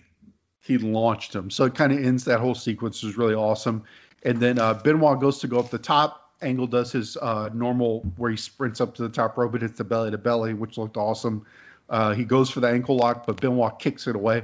I love the way that they break all the holes in here. They found like little cool creative ways to break everything. Like, it wasn't just like, oh, he rolled out of it. Like, you can see him kick Kurt in the hand to get out of it. Like, everything in the match felt like a struggle, and I always love that matches of this style where everything every guy's doing just looks like they're struggling. Like, when somebody puts in a hold, the other guy's struggling, trying to get out any way he can. It's always awesome. But we then Benoit is able to get a shoulder breaker. He goes for the top rope headbutt, but as happens to him a lot of times, he's delayed in the pin because of the impact on his own body, and so that only gets a near fall because Kurt has enough time to to recover. He goes for the crossface, but Angle is able to grab the leg while he's in the crossface and twist that into the ankle lock. Benoit reverses that back to the crossface, then back to the ankle lock, and then Angle actually gets the crossface in. And then Benoit kind of works into this weird cover attempt. I don't even know really what to call it. He puts his feet on the ropes, but he is able to get the pin on Angle. So, a lot going on in this match, Scott. What did you think? I know you said, I think you're pretty high on it. Oh, I know you said you got lost in it. Yeah. I'm going to catch shit for what I'm about to rate this match, but I'm here for it. Just them reversing the crossface, the ankle lock, all that stuff was just like, the intensity is just fucking off the charts. And like, I only have like 6 notes here just because, like I said, I got lost in it and I was like, damn, this shit is really good, because like I knew who won the main events because I remember the title history, but with these matches I was like, I have no recollection, but just everything, like these guys just beat the hell out of each other, and like he's talked about with like the release German suplex, like I thought Angle was dead, like he sold it amazing. Angle, just one of the best to ever do it. I will say I didn't like the ending with him using the ropes, but both of them were technically heels going into this match. I'm in between 4.5 and 4 3/4 stars for this match, Jake. I'm somewhere in there. Like I think I'm gonna go 4.5 just because of the way he won by using the ropes. No, I think that's actually. I think I'm a little bit lower. I think where you're at is more what I've seen for people in this match. I went 4 on it, which again I think is kind of low. I still thought it was great. I thought it was awesome, but maybe a little bit lower. I didn't love the finish. I thought for everything they did in there, I didn't. And the pin attempt, the pinning combo that Benoit didn't look. For all the stuff that they did throughout this match, it wasn't the most impressive. Like I don't know, the ending felt a little flat for me. It wasn't just the feet on the ropes thing. It's just after all those pinning reversals they did earlier, I thought it just looked a little awkward the way they did it in the end. But yeah, it just came off of great intensity, just awesome technical struggle of a match. There was a nice mix of them doing kind of holds and mat work, and then kind of putting in the big moves and all these big. Like the belly to belly off the top rope, the release German, like they were to put those in throughout the match in just the proper places to help this build to where, again, it was an awesome match. Just like we said with the Edge and Eddie match, it felt very back and forth, but it didn't ever feel like they were just trading moves. It felt very organic the way the momentum would shift back and forth as these two guys struggle with each other, which is awesome. And to your point, it's kind of what gets you invested in the match and kind of elevates it to where you can get sort of lost in it. But even though I'm a bit lower, still a great match. I went 4, you went 4.5. It's awesome. It's if it's considered a hidden gem, I guess you can call it a hidden gem, but I think this is a pretty well known. I think it's sort of considered, I guess, sort of the prequel to the match that's widely gets the 5 stars at the Rumble. Oh wow, yeah, I didn't even realize like this was rated that highly. I was about to be like, oh, we found a hidden gem, but yeah. But yeah, I just can't. I can gush over it. Angle is just ridiculous. Now, I do think it is for them. It is again because of the Rumble match and just this show being kind of in a weird spot, a September show, and all the other stuff that happens on this show. I do think it is a little bit forgotten. I don't know if it's like one that people don't know about, but I think relative to some their other stuff or the other stuff on this show, I think it gets buried a little bit. I will say that. Yeah, I definitely would have to agree with you on that one. But awesome stuff. So SmackDown continuing to be on a roll as they have put on 2 really awesome matches with their undercard. But anyway, all right, we head backstage to see Brock getting an interview, getting ready for the main event. Heyman speaks for him, saying it has been personal. He's asked if this is personal, and Heyman says, the moment that you want to fight for the title and take the title away from Brock Lesnar, it becomes personal because that is what's important to Brock Lesnar and Paul Heyman. Brock actually gets the mic at the end, adds that he has no remorse and no problem being unforgiven, which I thought was kind of a little corny. I don't know. No, it was a lot corny, but I'm not going to tell that big bastard that. Yeah, Brock was great. Yeah, he's still... See, I don't find his deliveries right. It's just I don't know. Just I feel like the few times they give him the mic, it's only to say like weird, awkward stuff. Like when he says, when he holds on to Taker's wife, it's like, life's a bitch. And then he says this thing. It's so weird. Like it would be like if it was Backlash. He's like, I hope Taker's ready to feel the backlash. It's just. Or he's going to feel no mercy. But I did like Heyman. I thought Heyman's line was really awesome. I thought that was a good little twist when he says that it's personal. Anytime you go for the title, it becomes personal. I thought that was pretty cool. But all right, so we are ready for our big. I guess this will be like our semi-main event segment here, Scott. It's going to be Eric Bischoff strutting out with his quote-unquote lesbians. And he says, tonight, LA Norm does not stand for Los Angeles. It stands for lesbian action. So yeah. He says the two ladies' names are Peaches and Cream. Peaches and Cream, sorry. So, nice, scummy Bischoff in full, slimy heel Bischoff mode here. We then see Stephanie head out, and Bischoff he's giddy, extremely giddy here. He says he wants what the French call a menage a trois, a three-way. The girls start to disrobe. They take off their shirts, and then they start to help. He tells them to help Stephanie with her jacket, and they start massaging her back as they take off her jacket. And Eric Bischoff says he's tired of all this. He wants it to get serious, and he starts leading the crowd in HLA chant. Before we get to what happens next, how are you feeling about this segment so far, Scott? 32-year-old Scott was like, "Why the fuck am I watching wrestling?" And this is probably get me a lot in trouble here, but I sent this note to you, what I had written down. I had 13-year-old Scotty probably would have had dick in hand right now, ready to see some HLA. Another reason why we shouldn't have had a podcast over 13, probably. Exactly, because it would have been like, WWE, I'm unsubscribing from the network. They said HLA. I didn't get it.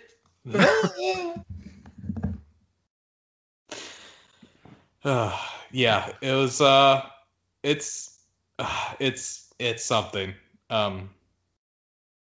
Yeah. Yeah, to watch these quote unquote lesbians massaging Stephanie's back, but as the crowd is starting to get into it, Bischoff cuts them off and he tells the lesbians that they are excused. So everyone's a little bit confused at this point. He says he wanted it to be the most humiliating experience of Stephanie's life, so he found the most repulsive lesbian he could. We then cut to the ramp and we see the music here was killing me, Scott. The music was just like this ridiculous generic funk music. And then we see we assume is a very large, a heavy-set lady in a purple dress strutting down the ramp. And I think he said her name was her name Hildegard or Hildegrand, something like that? Hildegrand. Hildegrand. So he says this woman's name is Hildegrand. The crowd is just letting them have it at this point. They're very disappointed. They wanted to see Stephanie McMahon kissing the two other ladies. So Bischoff has taken that away from him. Hildy starts to fondle herself as Eric Bischoff says that she's done some time in prison as well.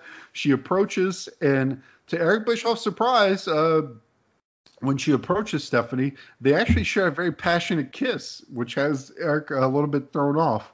But all of a sudden, about 5 to 10 seconds into this very passionate makeout session between Hildy and Stephanie, Hildy hits out of nowhere, hits Bischoff with a sidekick, rips her makeup off, and reveals that she is actually Rikishi. So Stephanie beat him at his own game with the prosthetics here. Yeah, JR has a great line here where he says, "World's biggest lesbian," talking about Rikishi. So it's like, Jesus Christ. And so when he releases the kiss and does all this, it's a great image too, because Stephanie has all of Hildegrand / Rikishi's very thick red lipstick all over her face. And so then Rikishi, of course, proceeds to beat down Bischoff, give him the stink face. And Stephanie actually, so he has like these, like a negligee on. And Stephanie like helps him pull it up his ass to further expose his cheeks. So that's a fun, I have to turn that into a GIF or a GIF or whatever. Just the image of Stephanie like hiking up his underwear up his ass crack. It was definitely something. Like I was Like, I had remember reading about this on WrestleCrap.com back in the day, but actually seeing it, and it was just like, how the hell was this on TV? And so they give Bischoff an extended stink face, and then as he's reeling, they do the too cool dance. And Stephanie's even getting into it. She has a little bit of a line from Seinfeld energy going on with her dancing.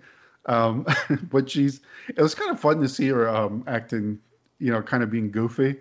It reminded me, it had this energy of like, I felt like she was like at a bachelorette party and like she had made friends at the bar with this drag queen, and now they were like drunk having a good time. That's the energy that this had. Like Stephanie is like, went to Vegas or whatever with her girlfriends. They had a big party. They went to a drag show, and she got drunk and made friends, and now they're dancing around. And of course, Taz and Cole have a good laugh about all of this because SmackDown is victorious in all this. But I don't know. This is fine. I mean, I think Eric plays a good enough like this to me reached the point of like wrestling ridiculous that I kind of like when it gets so absurd like this, like Stephanie's pulling up his underwear to go further up his ass crack, and they have this like insane dance while Eric's like reeling in the corner. Like it just got to a level of absurdity that I'd like, if you're going to do stuff like this, I need you to go full on ridiculous. And they did in this, so I was okay with it. Yeah, it was great. I mean, hopefully we never hear the words HLA ever again. I think they made a T-shirt for it, but yeah, it's probably up there with that APA always pound an ass shirt of people not wanting to ever own. Yeah, and so he's definitely going to get some heat with the fans by taking away their HLA. Like, kind of, the fans were looking forward to it, and he just snatched it out of their grasp. They thought they were going to get to see Stephanie kiss on Peaches and Cream, but instead she made out with Rikishi. Yeah, it's that's something they'll never do ever again. One and done. All right, so coming off of that, we head to our big main event grudge match between Brock and Taker for the title. Of course, we get a big lengthy video package to recap everything that's happened. I won't go through all that, covered on the pod. Brock touched on Taker's pregnant wife's stomach, etc. That has sort of been the crux of the feud. And then also a big part of the feud is that this kind of started when Taker told Brock that, he hasn't been tested yet, that he just became champion, but he hasn't really faced any sort of real test, which I think is important going into this match. Which I should say, the video package is set to the theme of Unforgiven 2002, which is Adrenaline by Gavin Rossdale, which I thought was kind of mediocre by butt rock standards. It's some great 2002 butt rock. But I even thought it's kind of watered down butt rock. It wasn't as I would say it's the weakest butt rock track I've encountered through the podcast so far, because all these pay-per-views pretty much have butt rock as their themes. And this one I thought is a little too wispy for me. I need some in-your-face butt rock. Like, go full butt with it, Yeah, that's one thing I never understood was like how they were always had butt rock for like their pay-per-view stuff. I was like, come on, give me some rap or something. I don't know how you could do country, but rap was pretty big around this time. I'm just shocked they never. Well, here's the beauty of it, Scott, that sometimes the butt rock incorporates some elements of rap music into it, and that's when you really get a home run. And that's why Limp Bizkit is so synonymous with this era of WWE pay-per-view, because then you get the best of both worlds. You get the butt rock and the rap. So, yes. Anyway, not the greatest butt rock ever. I'd put it low in the butt rock scale. Anyway, all right, we get into the match. We get some face-to-face posturing to start. Brock pushes Taker off when they lock up, kind of showing that maybe he has a strength advantage. Taker answers by rocking Brock out of the ring, which I have to say a lot throughout this entire match. Brock is bumping his ass off. He is like bumping like he's Mr. Perfect in there. Like when he gets knocked out of the ring, he like flies out of the ring. Really impressive for a big guy. I think some would question, should he be doing that considering his monster persona? But I think it's fine. I think it, makes his matches more dynamic. But anyway, we continue. Brock comes back. He puts Taker to headlock, but Taker comes right back at him and knocks him out of the ring again. This causes Brock to become frustrated. He throws the stairs in anger. He comes back in. We get a flying clothesline from Taker. And they're really trying to establish, and they mentioned this on commentary, that Taker has the experience, and that's why he's getting this early advantage. That's why Brock cannot get the upper hand on him, and they kind of make it seem like Brock is not used to getting frustrated like this because he's so dominant. So kind of going with the story, I guess you could say that he's never really been tested. Now Taker's starting to test him a little bit, so he's getting a little frustrated.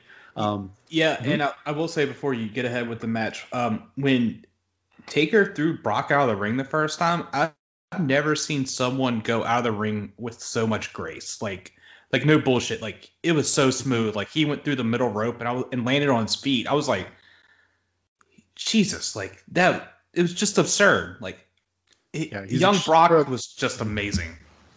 Yeah, he's so agile for being such a brick shithouse. Like he's extreme. Like he has great like his footwork and everything. Like he's so. I know he's agile. He's quick for such a big guy. I mean, again, got really some hot takes in this one. That Flair, good at the subtleties of wrestling. Brock's a freak athlete. Come here for all your hot takes. Anyway, we continue on. Heyman gets on the apron, and Taker hits him with a sick boot, and Heyman goes flying off the apron. I thought it was a good bump by Heyman. So it kind of neutralizes Heyman, at least for the time being. Brock takes advantage of that brief distraction, though, and shoulder blocks Taker in the corner. He then follows it up with a little bit of vertical suplex. And then he starts to work the midsection to try and take away Taker's win. He locks him in a bear hug, kind of grounded, a seated bear hug, I guess you could go, like he does sort of belly-to-back style. And then he comes back with a rolling belly-to-back suplex, which is really nice. And like I like throughout this whole sequence, he never lets go. Like no matter what, like as he's going, he puts the bear hug, he does the belly to back, and Taz even mentions like he's not letting that thing go. And I love that. Like that he was so relentless with it. I thought it was a nice touch. Like he doesn't just I hit my move, so I'm gonna let go. No, he just keeps it until finally Taker's able to kind of swing out of it, uses momentum, and then Taker starts up with the soup bones, baby. Starts hitting those Taker strikes. And like I said, some real Mr. Perfect selling, because on the last shot, Taker punches him and Brock like flies like halfway across the ring and flies out of the ring here. And then so Heyman recovers. He distracts the ref for just a second while Brock actually uses the belt, which busts Taker open. Brock goes back in. He starts working over the cut, but then Taker's not giving up. He fires back and does the I call it the choo-choo train in each corner. This little choo-choo train corner clothesline deal. He Brock elbows out of the choke slam, but gets countered with a big boot. And again, I like the way that they've sort of gone with this whole idea of Brock being tested. It almost feels like Brock in the match felt that once he busted Taker open with the belt, it was going to be kind of academic, and he kind of had him at that point. So when Taker starts firing back at him and he realized the belt was not enough to put him away, like the belt shot and busting him open was not going to put him away, he starts to, you kind of get the sense that he doesn't really know what to do at this point. So again, I kind of like how they're building that throughout the match, like kind of going with that whole thing of like this might be Brock's biggest test to date. But yeah, like you'd seen like he had used his power to overwhelm everyone, and that's not really happening with Taker here. Like, he used his power to literally beat down Hogan and make him leave the company. He beat the hell out of Rock with his power. They could have told the story that he was so scared of Austin that Austin walked out, and this is like you're seeing someone actually test him for once. Yeah, and I know part of this with this match is, well, he's faced Rock, who's like one of the biggest stars ever. He destroyed Hogan. Why is Taker taking it? But the thing is, like, you have to change it up. So it's like, okay, so he's beat Rock, so now the rest of his run, he's just going to destroy everyone. Like, it wouldn't be very interesting. I at least think this is interesting. Now, do you normally think of as Rock as being maybe higher on the totem pole than Undertaker? Maybe, but I think for the story they're trying to tell, I think it's fine. But anyway, we continue. We get a ref bump at this point, as I want to say it's Taker gets shoved into him. Taker hits the choke slam, but of course the ref is out, so we get no count. Then we get Matt Hardy running out of nowhere. He just gets the last ride, and immediately gets neutralized. He looks like a big chump, especially because he has like his jeans and his little like rayon flame shirt on. He just runs in the ring and immediately gets like destroyed. Well, it's like a nice payoff because, like, as you documented in the past 2 weeks, like he's been past couple of episodes, like he's been delusional, like saying he's a superstar, and like he claims he has this win over Taker, but that's because of the whole Lesnar situation. So it's nice to see him come out and like, he did look like a picnic basket getting his ass whooped, but that was nice. But he does allow Brock some time. He creates enough of a distraction, a decoy for Brock to recover a bit, hit a spine buster. The ref recovers by this point, but it's a near fall in the spine buster. And by this point, the crowd is really into this. The crowd is rocking at this point in the match. They built it well. The crowd's behind him. They're really behind Taker. Taker hits a desperation DDT at one point. Again, the crowd erupts for that. He goes for the tombstone, but Brock reverses the tombstone, but the ref gets bumped again on that one. And I didn't mind. I know maybe one critique of this match is there's too many ref bunts, but I thought they did the ref bunts pretty well. And I think for this type of match and the way they built it is that you have these two huge guys. They're really going at it. It's getting really chaotic. To me, it kind of, in the way that they did them, where it's just kind of some guy getting shoved into them. To me, I didn't mind the ref bunts. They didn't seem very good. Like, they didn't just seem like it was in the Triple H match where it's like, well, we got to have the ref get bumped so we can do our shit. Like, it kind of felt like there's these two like titans going at each other, and the ref is just getting in the way and getting cracked because these two guys are just getting to that point. Yeah, but I just have a problem with the ref bumps because we've already seen it in the other quote-unquote main event match, and we already saw like visual pins. It's just like, really, you guys are supposed to be creative geniuses, and we're coming up with like, so many ref bumps. It felt like an ECW match to me, where it's like ref bump, someone runs out, ref bump, chair slide in, ref bump 3, like, and we'll get to it, but yeah, it was just like, it felt like, I know Raw and SmackDown are supposed to be separate, but maybe Vince should have got everyone together and was like, hey, so we're not stealing each other's shit tonight. What's the plan? Yeah, it makes sense. I think we'll get through the match and then we'll get through it because we're not done. But that's a good point. But anyway, Taker, so Brock gets a chair, but Taker's able to stop it with a boot as Heyman is screaming and panicking at this point as he feels like things are really falling to pieces on him. Taker dents in the chair on Brock's head. Disgusting. I think I saw the CTE right there. Oh my goodness. It was brutal. The chair is legitimately dented in on Brock's head. So we get a bit of a lull here as after he hits him, Brock falls to the outside. Killed him, Jake. Yeah, so Brock is out on the outside. Taker's kind of just waiting around in the ring, but there's no count because the ref's down. And so finally Taker starts to go back outside to throw him back in. We now see that Brock's bleeding, as you'd expect after your skull got caved in with a steel chair. Taker goes for a last ride, but Brock powers out of it and reverses into an F5. I'm sorry. He powers out of the last ride. He goes for the F5, but Taker's able to reverse that. They go into the corner, and the ref gets caught in between them again and gets smashed, and he's had enough. He calls for the DQ to a huge boos from the crowd. The crowd is very disappointed by that finish, but that kind of ends it as we end on kind of a double DQ, as I guess what they're trying to portray is that the ref is tired of getting knocked around, so they throw it out. So that ends up being our finish, which I kind of have an idea what you're going to say, but what did you think of that as the finish, Scott? Are you with the Staples Center crowd? Yeah, it's bullshit. It's straight up bullshit. Like, these guys had a hell of a match going, and like, I know what they're eventually getting to next month, but fuck, like, you could have done it a different way. I would have been happier with like, even Hardy caught like being the reason for a DQ, and then like Taker whoops Hardy's ass 2 weeks from now on SmackDown or something. But this is just a bullshit cop-out finish. And keep in mind, people were spending, I'm pretty sure pay-per-views were $30 then, or were they $50 by that point?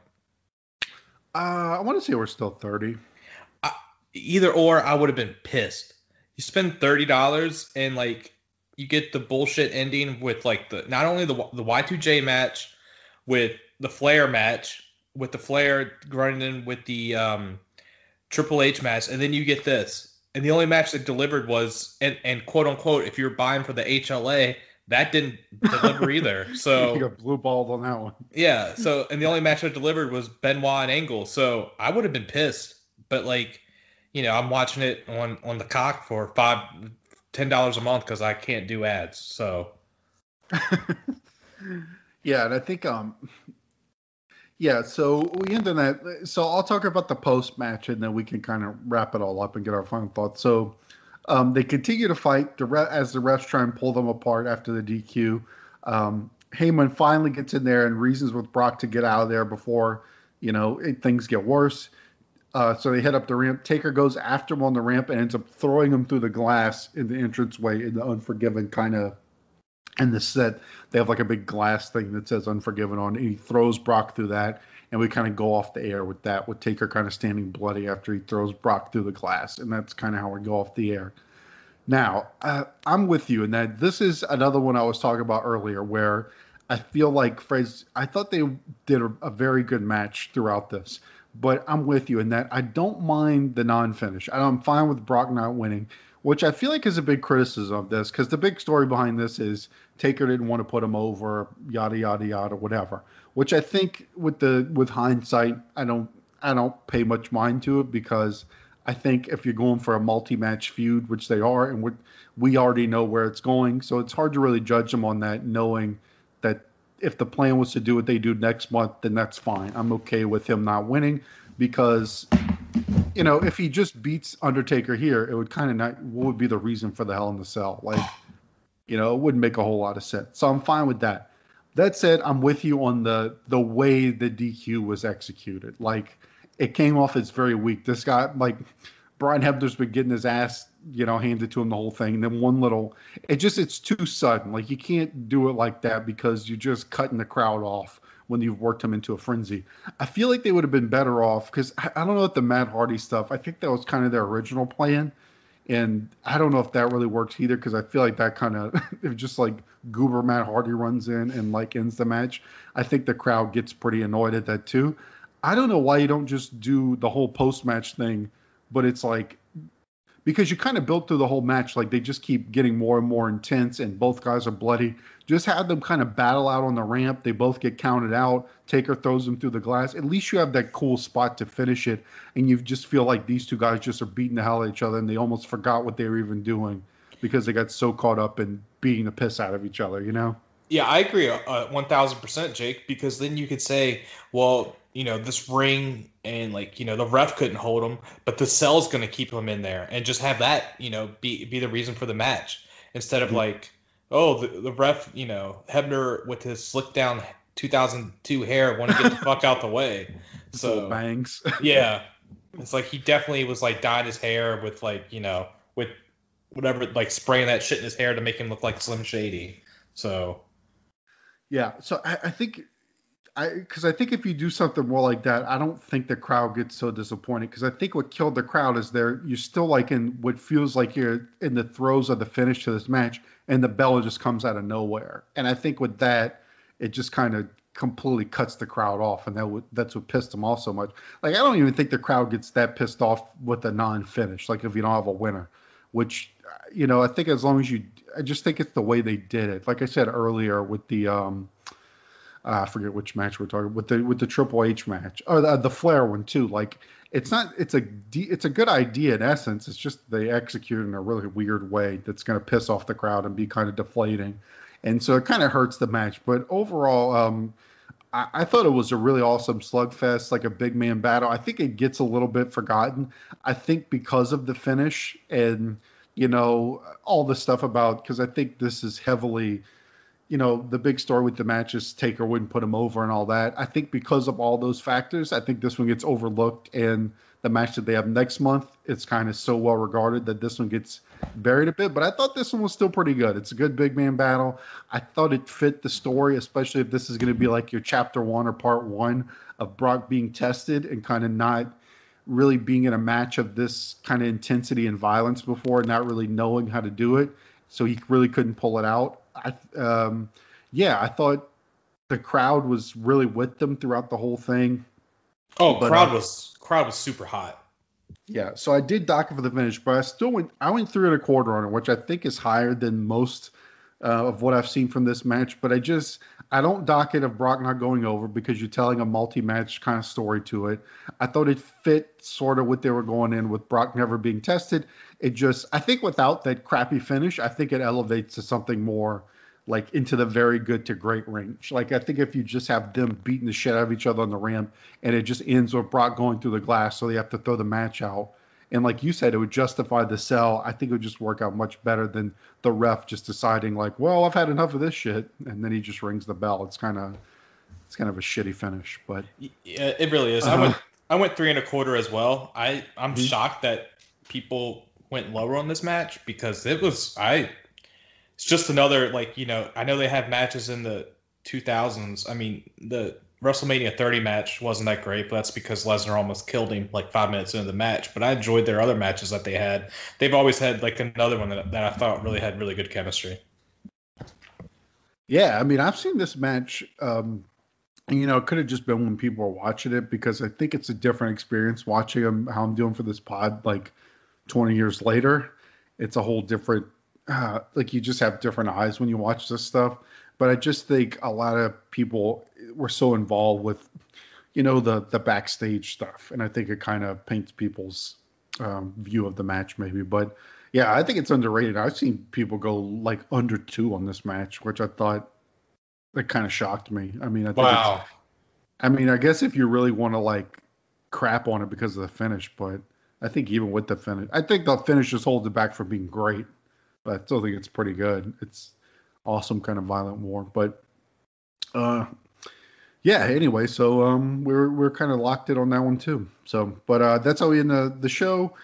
Overall thoughts on this one, kind of a weird show to rate. Scott, what'd you think? Yeah, it had its ups and its downs. Like I actually said, like this is a perfect example of 2002 WWE that has like stuff that's really great and then stuff that's like, why am I still watching wrestling? I think I'm gonna go like 6.5, 7 out of 10, just because of how good like the SmackDown matches were. Like SmackDown carried this show, besides the Raw match at the start. Yeah, I'm right there with you. So we're pretty locked on this too. It's a tough one because even it has a lot of things. That the RVD Triple H match is really disappointing, and the Brock Taker match is good, but the finishes on this kind of it makes it hard to rate because you have some good matches.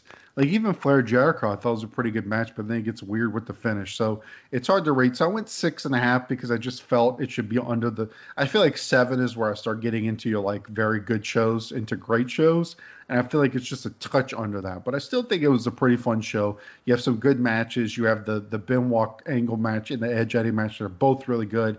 I enjoyed the main event a good deal. I thought it's a solid setup for where they're going to go next month. The only the big kind of, it's the RVD Triple H match is really disappointing. I feel like that's sort of the albatross on this whole show. Yeah, I definitely agree with that. Imagine that Triple H match in 2002 sucking. So we'll see how it goes. But so we're pretty locked in with that. I'll go 6.5. You said 6.5, 7. So a good, if not very good or great show. But it's one I would check out. But anyway, best match. I think we both have Benoit Angle. Based on our ratings. Hands down. Best moment. I usually go with something outside of the, like something that happened outside of the ring. But for this one, it seems a little tough. I'll probably go with maybe Brock getting thrown through the glass, possibly. I don't know. This is a weird one for moments. Yeah, I'll either, him getting thrown through that glass or, that reverse German suplex and Angle selling is just amazing. Yeah, there's a lot. If you want to go for like spots in a match, or you could even say the finish to Edge Eddie, that's sick. The way he just drilled his head on that power bomb. That was sick too. So if you're going like a ton of spots, there's a few good spots in the matches. If you're going for like something that's not like a move in ring, I'd probably go Brock getting thrown through the glass. Anyway, LVP on this one, I think I'm going to have to go Triple H, unfortunately. Can I have it be a tied with Triple H and RVD? Because RVD didn't really seem to bring it for like, quote unquote a main event. I guess, yeah, I don't think it was a great performance by him either. But I do feel is that Triple H heat segment is really what kind of derailed them. So, but I agree. You can't put it all on him. They were both in there. I don't think RVD looked his most motivated he's ever looked either. Maybe because he knew it was going down. Who knows? But MVP, who you got for MVP, Scott? Oh.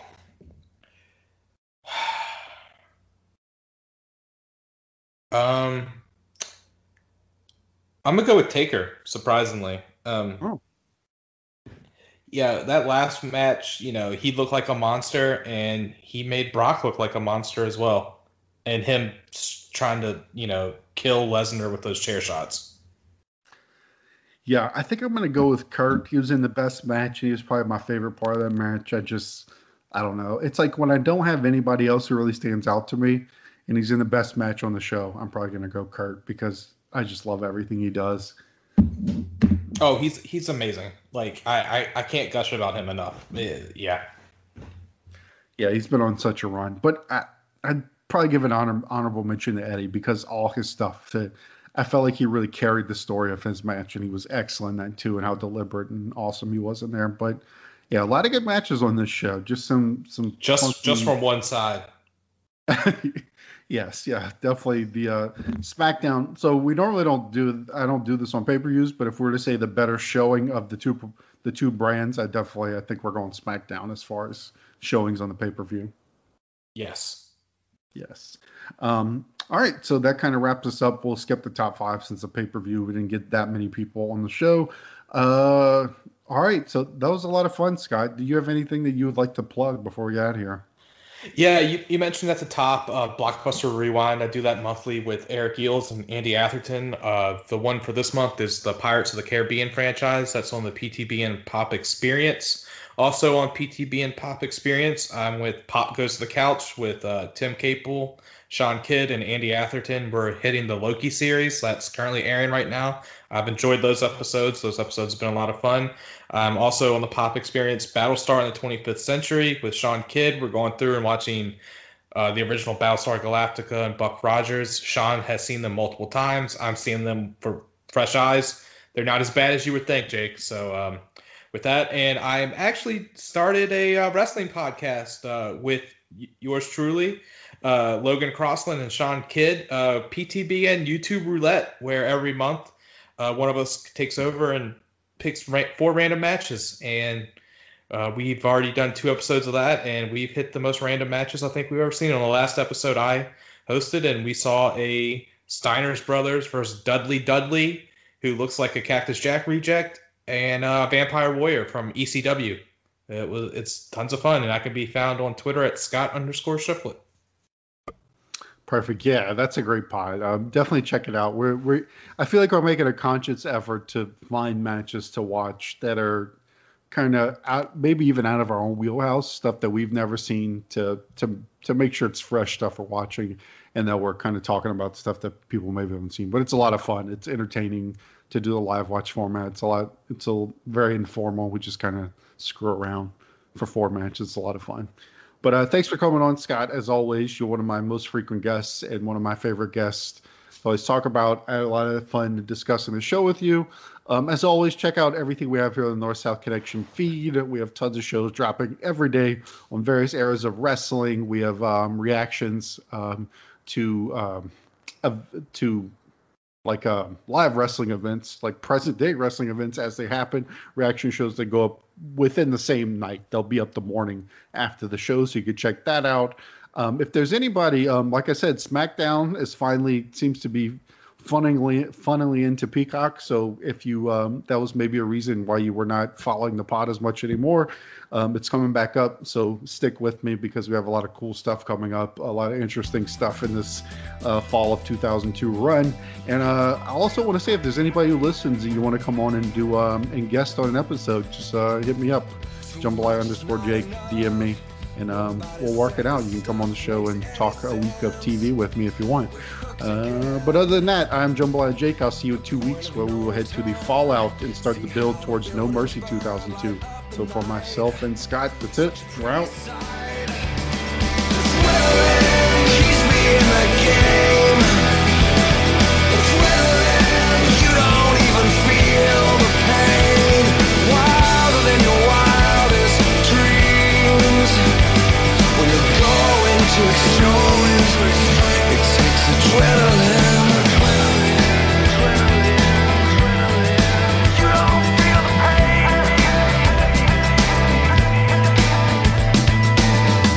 through an empty night. It's only you and I who understand. There is no plan. Get closer to the thrill that only time can kill. It's in your eyes. It's so alive. Adrenaline keeps me in the game. Adrenaline, you don't even feel the pain. Wilder than your wildest dreams. When you're going to extremes, you taste adrenaline. Run through the speed of sound. Everything slows you down, and all colors that surround you are bleed into one. Only thing you really need, just a way to find the speed, and then you will achieve escape velocity.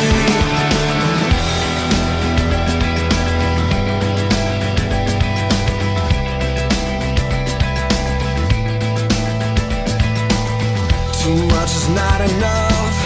Nobody gave it up. I'm not the kind to lay down and die. Adrenaline keeps me in that game.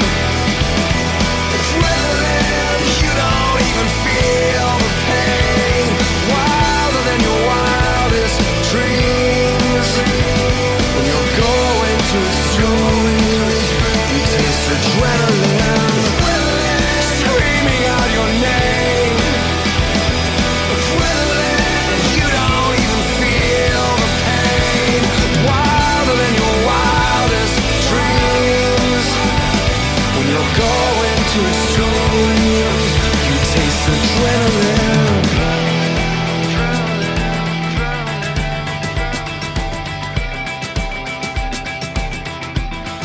You don't even feel the pain.